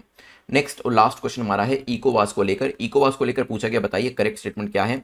It is a regional political and economic union of 15 countries. हो सकता है कि ये 15 कंट्रीज का एक समूह हो। ये ईस्टर्न अफ्रीका के अंदर लोकेट करते हैं कंट्रीज। इसे 1975 में ट्रीटी ऑफ लागोस साइन करके लेकर आया गया था। 10 सेकेंड्स आपके पास है, सोचिए फिर करते हैं डिस्कशन इसको लेकर, क्या करेक्ट आंसर हो सकता है। चलिए, लीडर्स जो हैं इकोवास, इकोवास क्या है, economic community of waste African state, क्या फुल फॉर्म है, economic community of waste African states. ठीक है, तो वेस्ट अफ्रीकन है तो ईस्टर्न अफ्रीका वाली चीज तो वैसे ही हटा दीजिए, मतलब दो तो हो ही नहीं सकता आंसर के अंदर, ए और डी को एलिमिनेट कर दीजिए। बट हाँ, ये एक रीजनल पॉलिटिकल इकोनॉमिक यूनियन है, ट्रीटी ऑफ लागोस के द्वारा इसे लेकर आया गया था। करेक्ट आंसर क्या होगा, B will be the correct answer. चलिए, 1975 में इसे लेकर आया गया था, एक बार मैप के ऊपर भी देख लीजिए कौन कौन सी कंट्रीज यहां पर हैं। चलिए, ऑपरेशन सतर्क को लेकर पूछा गया है कि ये ऑपरेशन सतर्क किसके द्वारा चलाया गया है, क्या ये आरपीएफ के द्वारा चलाया गया है, सीआईएसएफ, सीआरपीएफ या फिर नन ऑफ द अबव। ये ऑपरेशन है क्या वो भी बताऊंगा, 10 सेकेंड्स में पहले आप आंसर करिए, फिर करते हैं डिस्कशन। अनुराग तन्मय ने करेक्ट आंसर दिया है, ए यहां पर आंसर किया है, मोहित का भी आंसर ठीक है, गुड इवनिंग अनुराग, बिल्कुल लली आपका भी आंसर करेक्ट हो जाता है, A is the correct answer. RPF क्या है, रेलवे प्रोटेक्शन फोर्स, इसने कुछ केसेस को डिटेक्ट किया था। हो क्या रहा था, रेलवे के माध्यम से जो इलीगल गोल्ड होता है, इलीगल सिल्वर, इलीगल पैसा, antiques, tobacco and various other products illegal तरीके से एक स्थान से दूसरे स्थान तक पहुंचाए जा रहे थे। यूजुअली आप देखेंगे कि एयरपोर्ट के ऊपर जो सिक्योरिटी होती है वो काफी ज्यादा होती है और वहां से इस तरीके की चीजें करना ऑलमोस्ट इम्पॉसिबल होता है, लेकिन रेलवेज के अंदर एंट्री एग्जिट जो है वो उतनी ज्यादा आप कह सकते हैं सील्ड नहीं होती है। दैट्स वाई इस तरीके के जो क्राइम है वो रेलवे के थ्रू आसानी से किए जा सकते हैं, लेकिन नॉट एनी मोर, क्योंकि रेलवे प्रोटेक्शन फोर्स जो है इन्होंने यहां पर ऑपरेशन सतर्क चला दिया है। कुछ दिन पहले इन्होंने ये भी ऑपरेशन चलाया था जिसके थ्रू जो ह्यूमन ट्रैफिकिंग करी जाती थी रेलवेज के थ्रू, उसको रोकने की इन्होंने कोशिश करी थी, उनको लेकर भी इन्होंने ऑपरेशन चलाया था। तो आंसर क्या हो जाएगा आपका यहां पर, A will be the correct answer.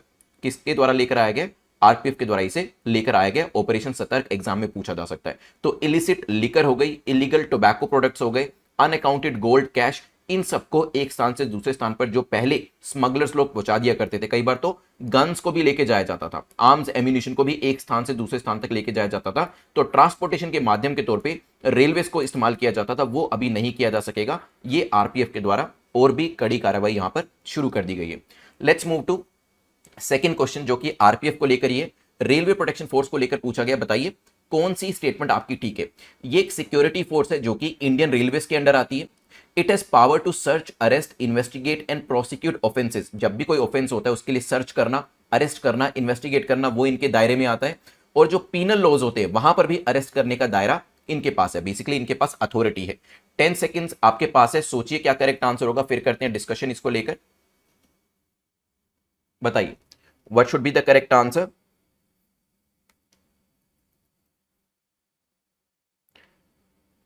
यहां पर डी आंसर आ रहा है मेरे पास। ओके, बाकी लोग बताइए।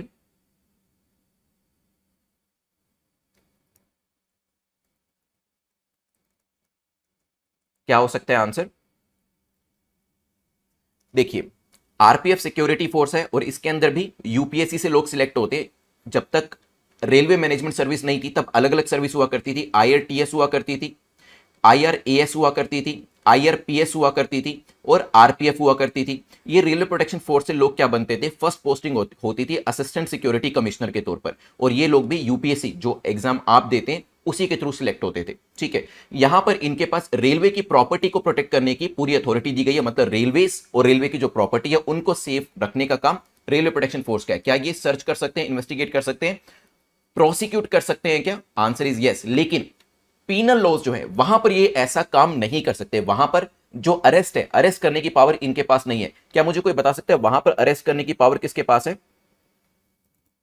बताइए।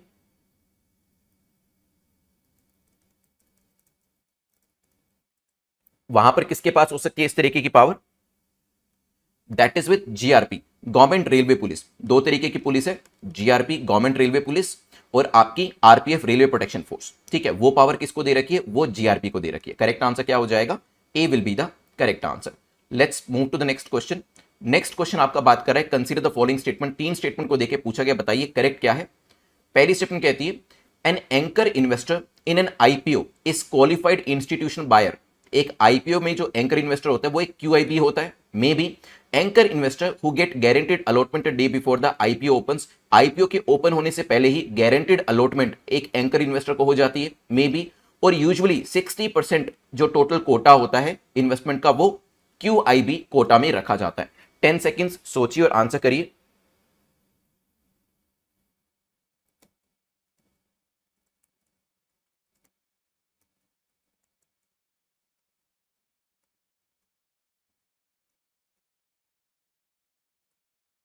क्या आंसर हो सकता है?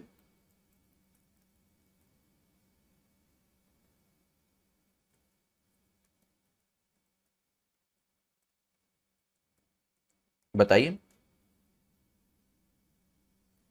यहां पर आंसर आ रहा है,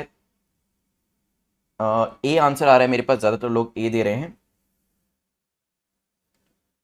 50% लिखा है, ओके, ए आंसर आ रहा है।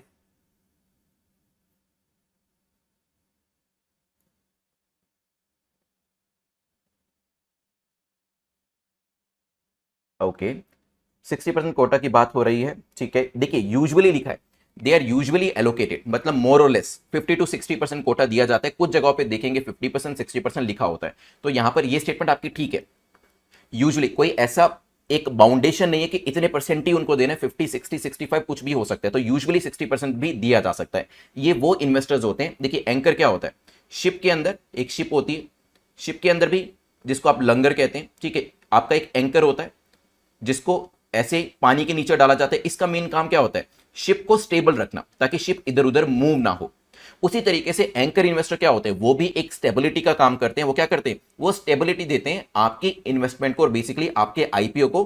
क्यों? क्योंकि इनके ऊपर कंडीशन होती है कि 60 डेज तक, समटाइम्स 90 डेज तक, समटाइम्स 180 डेज तक आप अपनी इन्वेस्टमेंट को सेल नहीं कर सकते। जैसे कि मैं आपको बताऊं, रिटेल इन्वेस्टर जो आपके मेरे जैसे लोग होते हैं, वो तो आईपीओ जिस दिन ओपन होता है और हमें लगा कि दोगुना वैल्यू पे ओपन हो गया, 100 रुपए का शेयर खरीदा था वो 200 रुपए का हो गया, हम तो उसी दिन ही बेचकर उसे निकल जाते हैं वहां से। और अगर हर कोई व्यक्ति सेम डे बेचना शुरू कर देगा तो क्या होगा, पूरा जो शेयर है उसका शेयर प्राइस क्रैश हो जाएगा। तभी ऐसे लोगों को रखा जाता है जिनके पास एक लॉक इन पीरियड हो, जो 3 महीने, 2 महीने, 3 महीने, 6 महीने से पहले शेयर को ना बेच सके, ठीक है। तो यहां पर तीनों ही स्टेटमेंट्स आपकी ठीक है।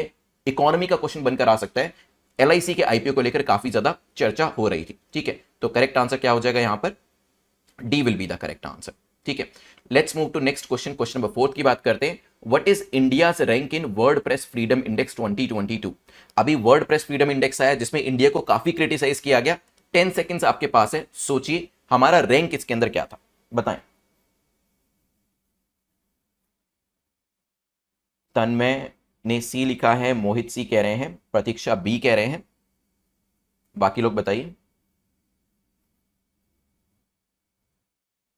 अनुराग भी सी कह रहे हैं, लली भी सी कह रहे हैं। देखिए जिन लोगों ने बी कहा है उनको अभी भी जो रैंक याद है वो पिछले साल का है, क्योंकि पिछले साल हमने 142nd रैंक किया था। इस बार हमारा रैंक और भी नीचे गिरा है, 150th पोजीशन पे हम आए।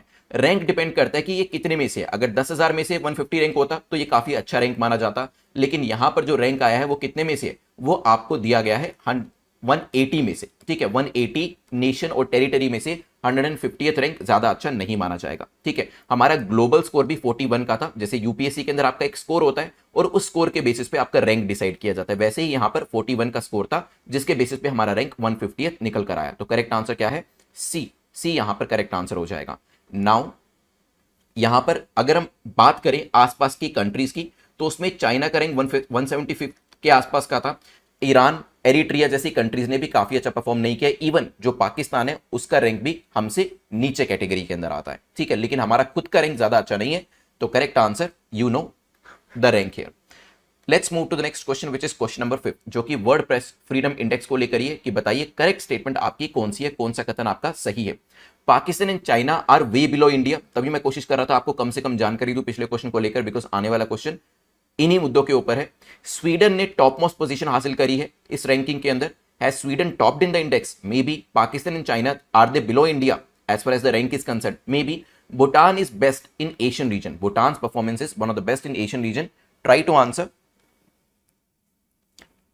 I totally agree with gaming style. फालतू रिपोर्ट बिल्कुल यूएस सिविलाइजेशन की तरह है, बट स्टिल नॉलेज इसके बारे में होनी चाहिए। But yes, the report is bogus because they are basically trying to target India and many other Asian countries. Here I can see Soumya has mentioned B, Harshal Dixit is saying D. Correct answer क्या होगा? देखिए, in this index Norway has got the first position. ठीक है, Norway is on the top most position, the ranking is first, score is 92.65.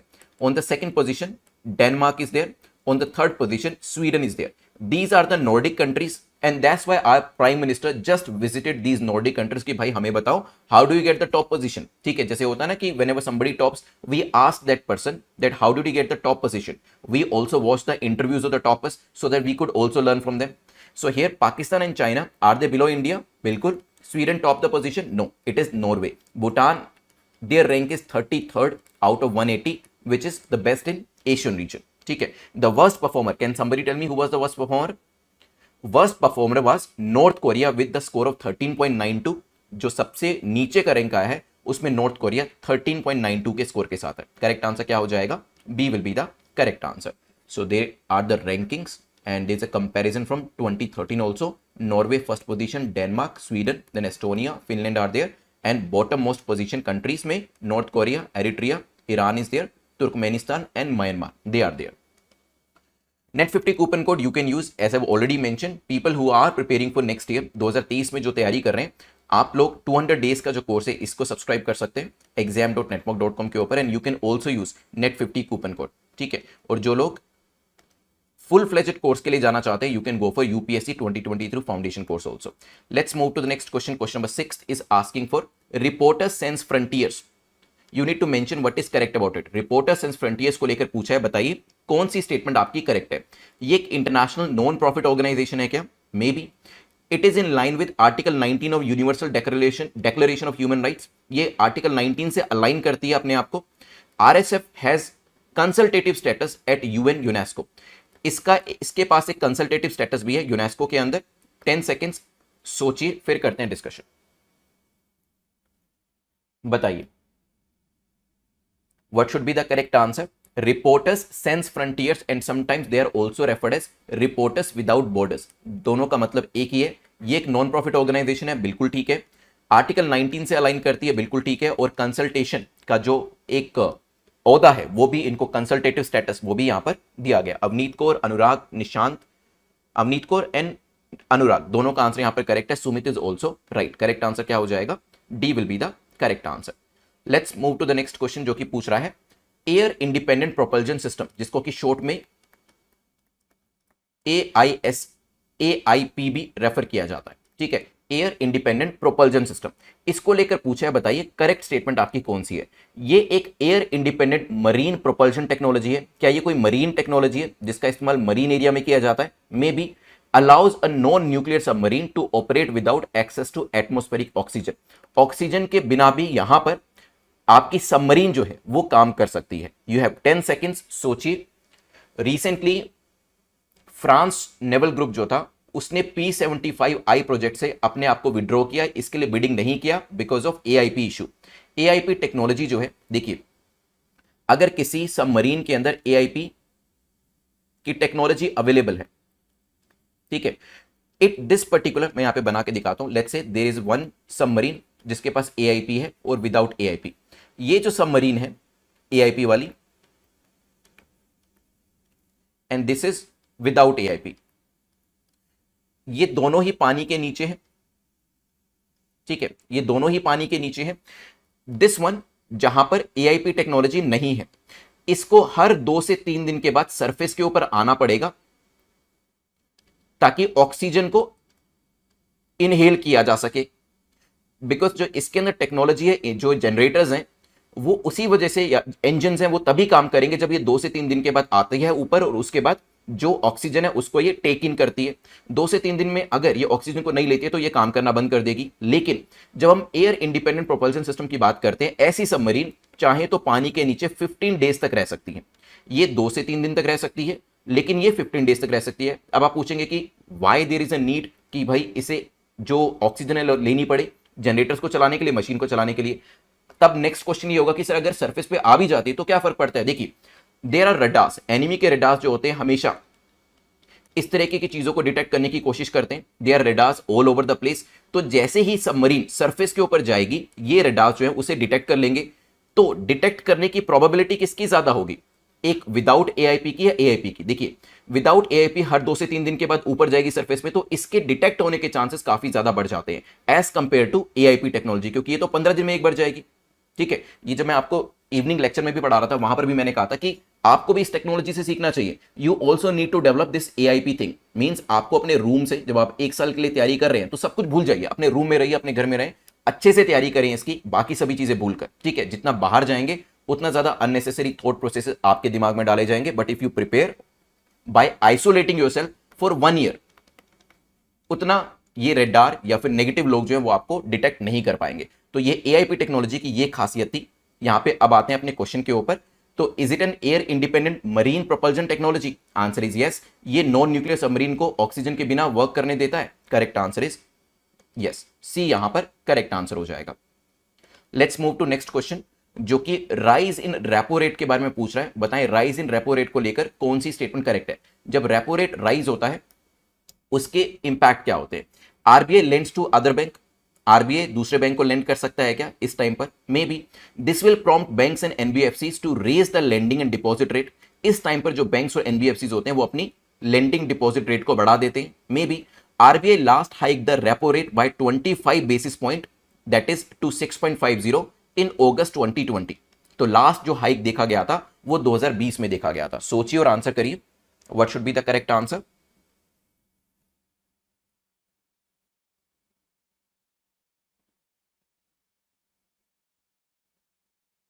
बताइए।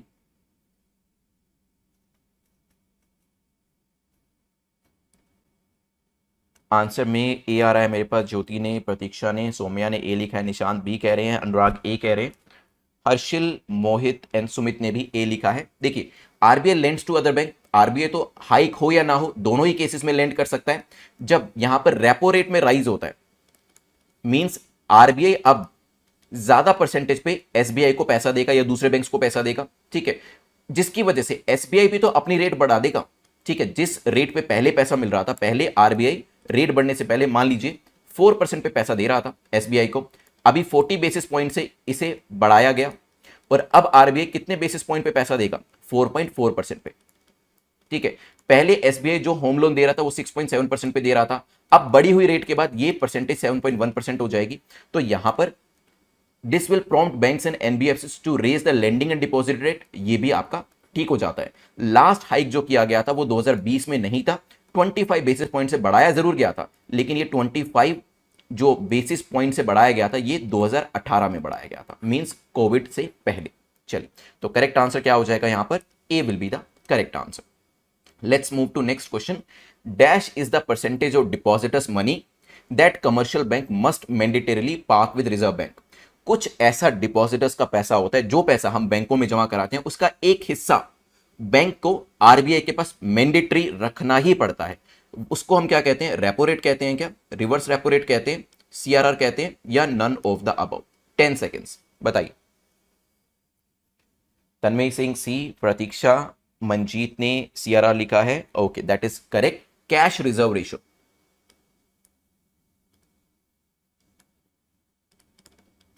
ठीक है, तो यहां पर सीआरआर जो है that is the percentage of depositors money, जो कि आरबीआई के पास रखना जरूरी होता है एक सेफ्टी मेजर के तौर पर।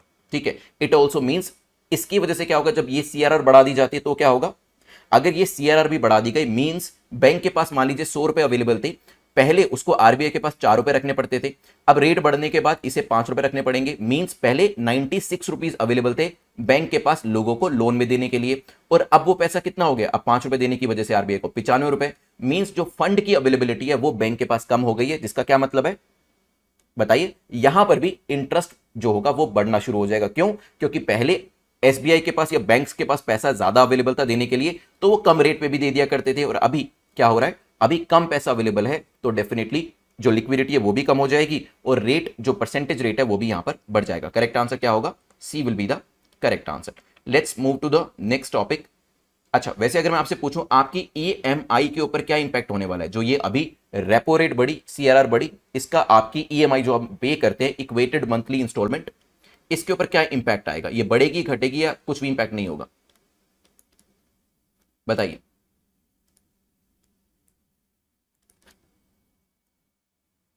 It is likely to go up. ठीक है, ये चांसेस आर लाइकली कि ये अब धीरे धीरे बढ़ना शुरू हो जाएगी। लास्ट क्वेश्चन को देखते हैं, जो कि बात कर रहे हैं ग्लोबल फॉरेस्ट असेसमेंट रिपोर्ट और सर्वे। इट इज रिलीज बाय, ये किसके द्वारा रिलीज करी जाती है? यूएनडीपी के द्वारा, यूएनएफएओ, यूएनईपी, या फिर none of the above.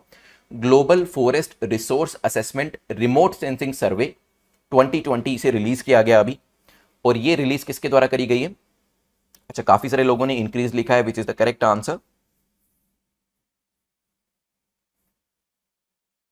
Last question का आंसर करिए। गोविंदर ने बी लिखा है, गेमिंग सेल डी कह रहे हैं, सुमित बी कह रहे हैं, तन्मय बी, ए भी आ रहा है मेरे पास। चलिए, correct answer is UNFAO, United Nation Food and Agriculture Organization के द्वारा जो ग्लोबल फॉरेस्ट असेसमेंट सर्वे है, इस रिपोर्ट को रिलीज किया गया। तो आंसर क्या हो जाएगा?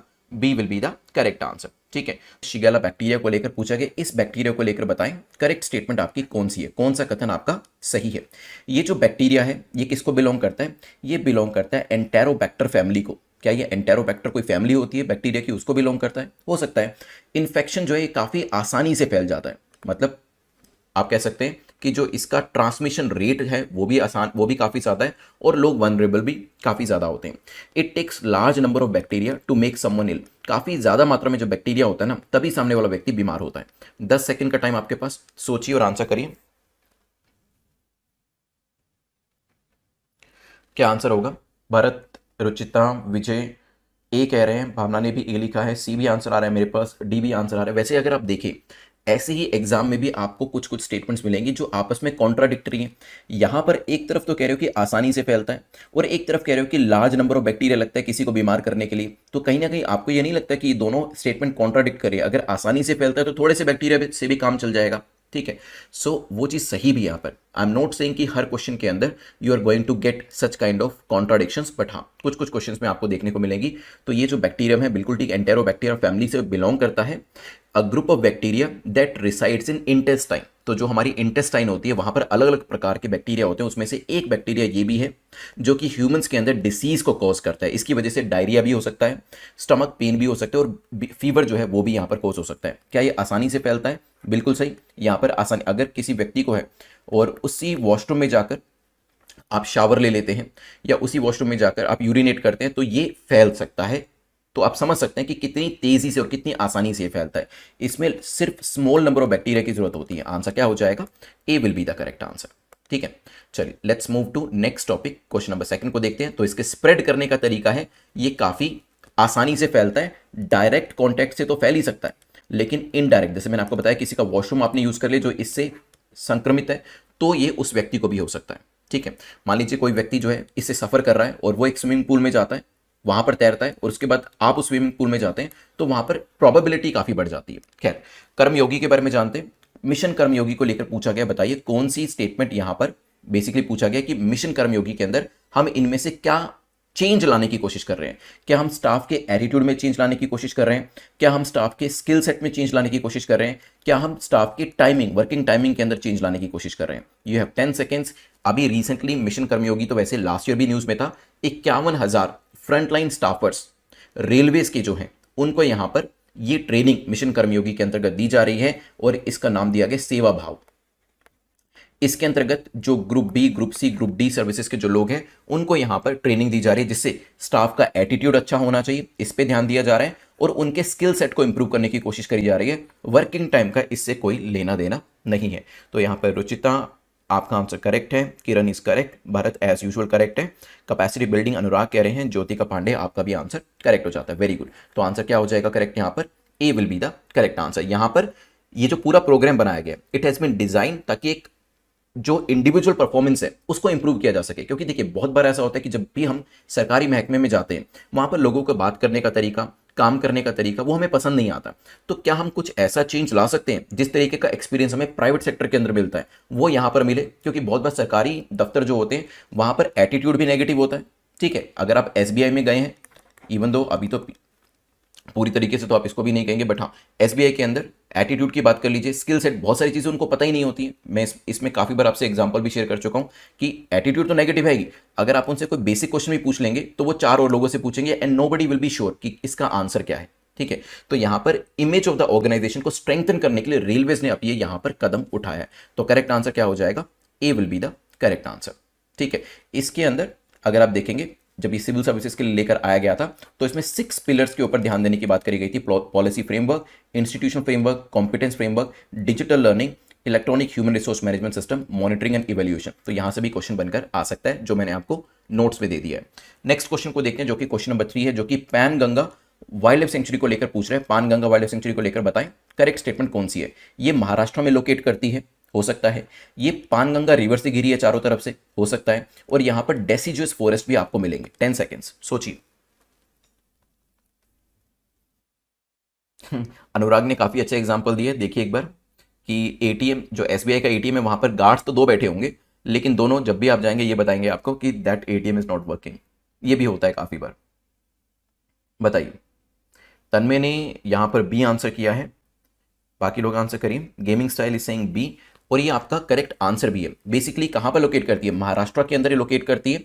पानगंगा वाइल्ड लाइफ सेंचुरी जो है एक नया टाइगर हॉटस्पॉट जो है वो बनकर निकल कर आया है महाराष्ट्र के अंदर, तभी ये न्यूज में था। सो it is a new tiger hotspot.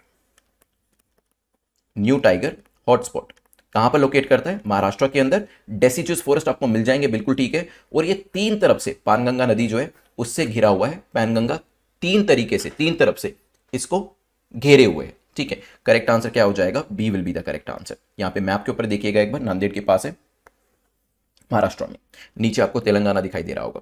Next, VPN virtual private network को लेकर आजकल काफी न्यूज में है, इसके बारे में देखते हैं। पूछा गया बताएं कौन सी स्टेटमेंट वीपीएन को लेकर करेक्ट है। वीपीएन जो है ये इंडिविजुअल यूज कर सकते हैं, हो सकता है आप लोग भी यूज करते हो, बिजनेस जो लोग हैं बिजनेस में वो लोग ये यूज करते हैं, हम लोग भी अपने ऑफिस में इसे यूज किया करते हैं। इसका मेन काम क्या है, ऑनलाइन प्रेजेंस को एनक्रिप्ट करना। ठीक है, बेसिकली आप क्या करते हैं इसके थ्रू, ये पूछा गया। It makes IP address of a user and shadow IP is provided. इसमें आपके आईपी एड्रेस को हाइड कर दिया जाता है और एक शेडो आईडी आपको दी जाती है। Core feature of VPN is that website visited are delink from the IP.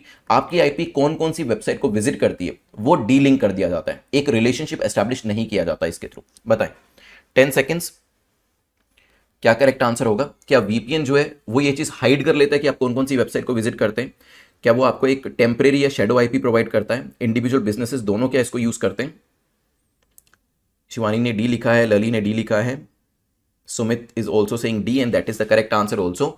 India के पास अभी तक कोई लेजिस्लेशन नहीं था जिससे वीपीएन को बैन किया जा सके। However if VPN service providers do not comply with the directives, अभी कुछ डायरेक्टिव्स दिए गए हैं वीपीएन सर्विस प्रोवाइडर्स को और कहा गया है कि भाई आप ये कंप्लायंसेस पूरे करो, नहीं तो हम आपकी सर्विसेज को बैन कर देंगे, खत्म कर देंगे इंडिया के अंदर। ठीक है, इसे इलीगल माना जाएगा। वीपीएन के थ्रू क्या होता है, जो भी इंडिविजुअल या बिजनेसेस जो हैं वो अपनी प्रेजेंस को छुपा सकते हैं ऑनलाइन। तो मान लीजिए आपने लेट्स से netmog.com को विजिट किया और आप ये हाइड करके रखना चाहते हैं किसी से, ठीक है, तो वीपीएन यूज करेंगे तो आपकी आईपी और netmog.com के बीच का जो रिलेशनशिप है वो एस्टैब्लिश करना मुश्किल हो जाएगा अथॉरिटीज के लिए। ठीक है, आप आपकी आईपी जो आपका एड्रेस होता है वो आप हाइड कर सकते हैं और आपको एक टेम्परेरी आईपी दे दी जाती है। तो यहाँ पे तीनों स्टेटमेंट्स आपकी करेक्ट हो जाती है। करेक्ट आंसर क्या हो जाएगा, डी।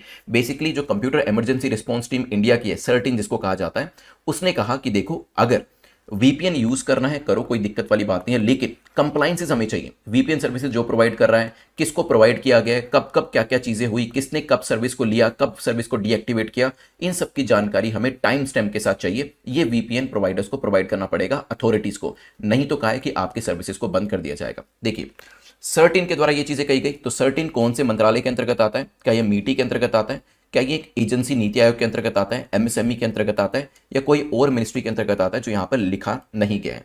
देखिए ये एक नोडल एजेंसी है जो कि साइबर सिक्योरिटी के जो थ्रेट्स होते हैं, हैकिंग के थ्रेट्स हो गए, फिशिंग के थ्रेट्स हो गए, उसको असेस करती है और उसको न्यूट्रलाइज करती है।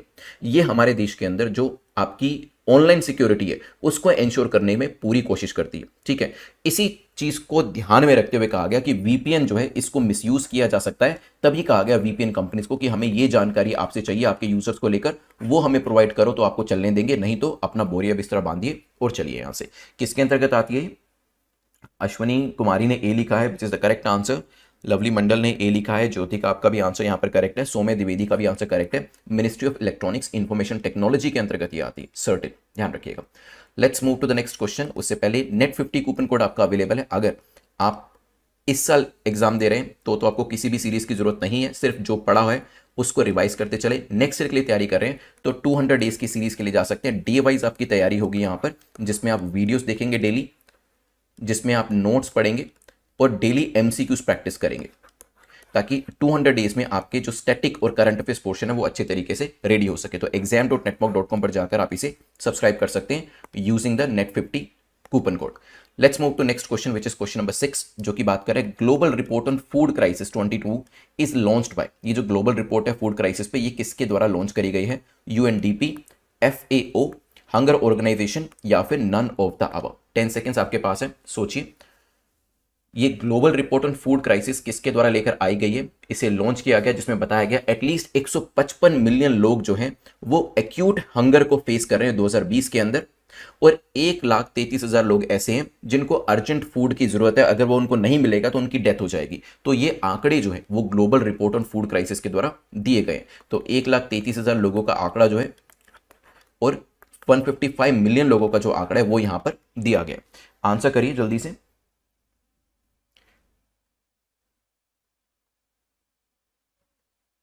Global report on food crisis किसके द्वारा लेकर आया गया? Global report on food crisis 2022 launched by, सोचिए दोबारा से।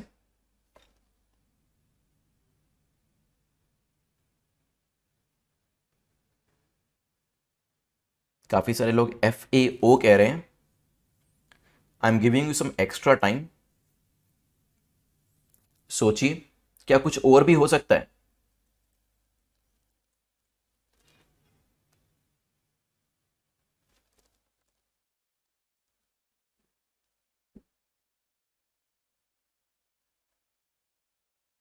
बताइए।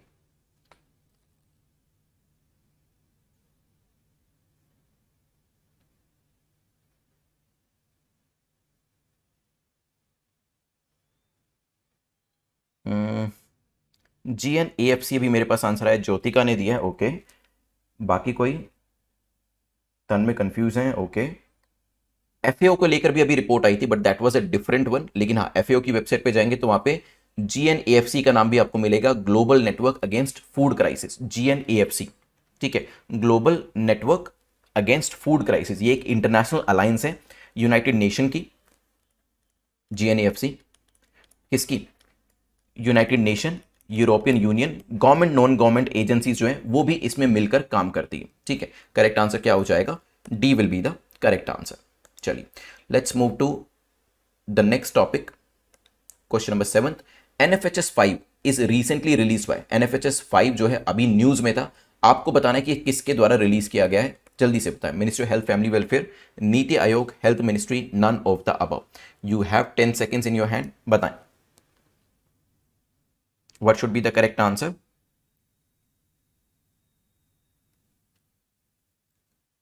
National family health survey 5 is launched by, released by, कौन लेकर आया इसको?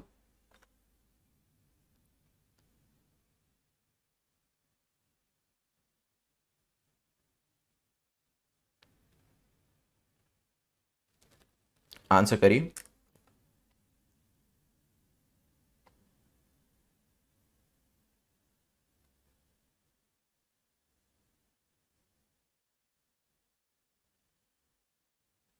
देखिए, वैसे बहुत रेयरली इस तरीके की चीज आपको देखने को मिलेगी यूपीएससी के अंदर।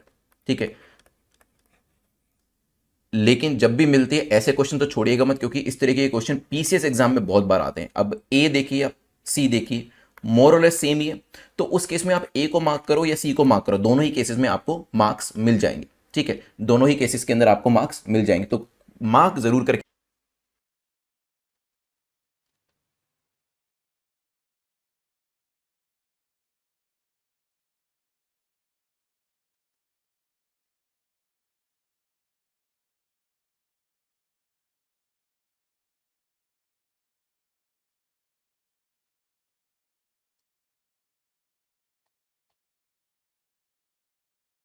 बताइए क्या आंसर होगा, टेक योर टाइम।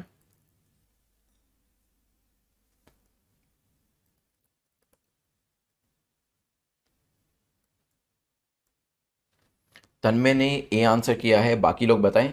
क्या ये कोई गैलेक्सी है जो अपने साथ के छोटे स्टार को खा लेती है, या फिर कोई पल्सर, या फिर कोई ब्लैक होल है?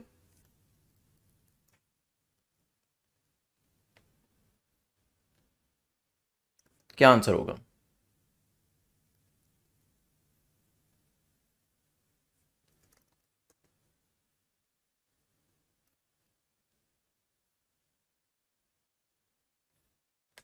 यहाँ पे ए भी आ रहा है, बी। देखिए वैसे ब्लैक विडो स्पाइडर के बारे में हो सकता है आप में से कुछ लोगों ने सुना हो, काफ़ी सारे लोग ऐसा कहते हैं जो कि उस फील्ड में भी और अदरवाइज भी, कि जो ब्लैक विडो होती है स्पाइडर, वो अपने मेल काउंटर पार्ट को खा जाती है, अपने मेल काउंटर पार्ट को खा जाती है। वहीं से ये जो नाम है आया है, क्योंकि ये एक यूनिक सिस्टम है जिसमें पल्सर जो है वो अपने साथ के छोटे स्टार को कंज्यूम कर लेता है। तो करेक्ट आंसर क्या हो जाएगा? B will be the correct answer. ठीक है, let's move to the question number 9, जो कि न्यूट्रॉन स्टार को लेकर है। पूछा गया न्यूट्रॉन स्टार को लेकर बताएं कौन सी स्टेटमेंट करेक्ट है। They are created when giant stars die in supernovas and their core collapses. ये कब क्रिएट होते हैं? जब जाइंट स्टार्स की डेथ होती है इन सुपरनोवास और उनका कोर कोलैप्स कर जाता है। इन्हें लाइट हाउस ऑफ यूनिवर्स भी कहा जाता है और माना जाता है। They have an incredibly fast rotational period, तो काफी तेजी से ये घूमते हैं और इनका जो रोटेशनल पीरियड होता है वो भी काफी तेजी से आगे बढ़ता है। 10 सेकेंड्स न्यूट्रॉन स्टार को लेकर, जल्दी से बताएं क्या करेक्ट होगा। ब्लैक विडो पल्सर था, बिल्कुल ठीक है सुमित। जिन लोगों ने बी आंसर किया है वो बिल्कुल करेक्ट है। क्वेश्चन नंबर 9 के ऊपर आए। यहाँ पर अश्विनी ने, तन्मय ने डी लिखा है, और भरत ने, मोहम्मद नजीम भी डी कह रहे हैं, विच इज करेक्ट। न्यूट्रॉन स्टार जो है बिल्कुल ठीक है। दे आर क्रिएटेड जब जाइंट स्टार्स डाई करते हैं सुपरनोवा के अंदर, उनकी कोर कोलैप्स हो जाती है। इन्हें light house of the universe भी कहा जाता है। इनक्रेडिबली फास्ट रोटेशन इनका देखा जाता है। They have an incredibly fast rotational period, जो कि फ्यू मिली में घूमते हैं, स्पिन करते हैं, और काफी तेजी से flashes of high energy, gamma rays, X rays उसको रिलीज भी करते जाते हैं। ठीक है, चलिए करेक्ट आंसर क्या हो जाएगा? D. Let's move to the last question. यहां पर मैंने आपको जो कोर्स हैं, जो इनसाइड ऑफ द अर्थ है, वो दिखाया है। Consider the following statement. ये आपका आर्कियोलॉजिकल सेक्शन से क्वेश्चन है। कहा गया राकी गढ़ी है, जिसको राकी गढ़ी भी कहा जाता है, एक विलेज है और एक आर्कियोलॉजिकल साइट है जो कि इंडस वैली सिविलाइजेशन को बिलोंग करती है। क्या इस नाम की कोई साइट है? May be. ये पानीपत डिस्ट्रिक्ट में आपको मिलेगी, हरियाणा के अंदर, ये भी हो सकता है। और इस साइट को एक्सकवेट किसके द्वारा किया गया है? श्री अमरेंद्र नाथ, जो कि आर्कियोलॉजिकल सर्वे ऑफ इंडिया से आते हैं, उनके द्वारा। सोचिए what should be the correct answer. 10 seconds का टाइम आपके पास है, सोचिए, फिर करते हैं डिस्कशन इसको लेकर। 10th में डी आंसर आ रहा है मेरे पास। गेमिंग स्टाइल डी दे रहे हैं, तन्मय डी दे रहे हैं, अनुराग ने स्किप कर दिया है। क्या करना है, क्या नहीं करना है, क्या छोड़ना है, वो भी अपने आप में काफ़ी इंपॉर्टेंट डिसीजन होता है, जो अनुराग ने शायद यहाँ पर सही लिया है। महिमा ने डी लिखा है, ज्योतिका अश्विनी भी डी लिख रहे हैं। अच्छा, अश्विनी ने बी लिखा है, एंड कॉन्ग्रेचुलेशन अश्विनी कुमारी, आपका आंसर यहाँ पर करेक्ट हो जाता है, क्योंकि ये पानीपत डिस्ट्रिक्ट में नहीं है। कहाँ पे आता है ये बताइए? आर्कियोलॉजिकल सर्वे ऑफ इंडिया ने अभी एक्सकवेशन किया हरप्पन साइट राकीगढ़ी, जो कि एक one of the largest site मानी जाती है इंडस वैली सिविलाइजेशन की, और ये है हिसार डिस्ट्रिक्ट, पानीपत नहीं। पानीपत इज वैसे famous historical point of view से, but it is in Hisar district. ठीक है, ध्यान रखिएगा, हरियाणा के अंदर ही आता है, लेकिन डिस्ट्रिक्ट नेम इज इनकरेक्ट। सो पहली और तीसरी स्टेटमेंट आपकी बिल्कुल ठीक है। आंसर क्या हो जाएगा? B will be the correct answer. याद रहेगा आपको? चलिए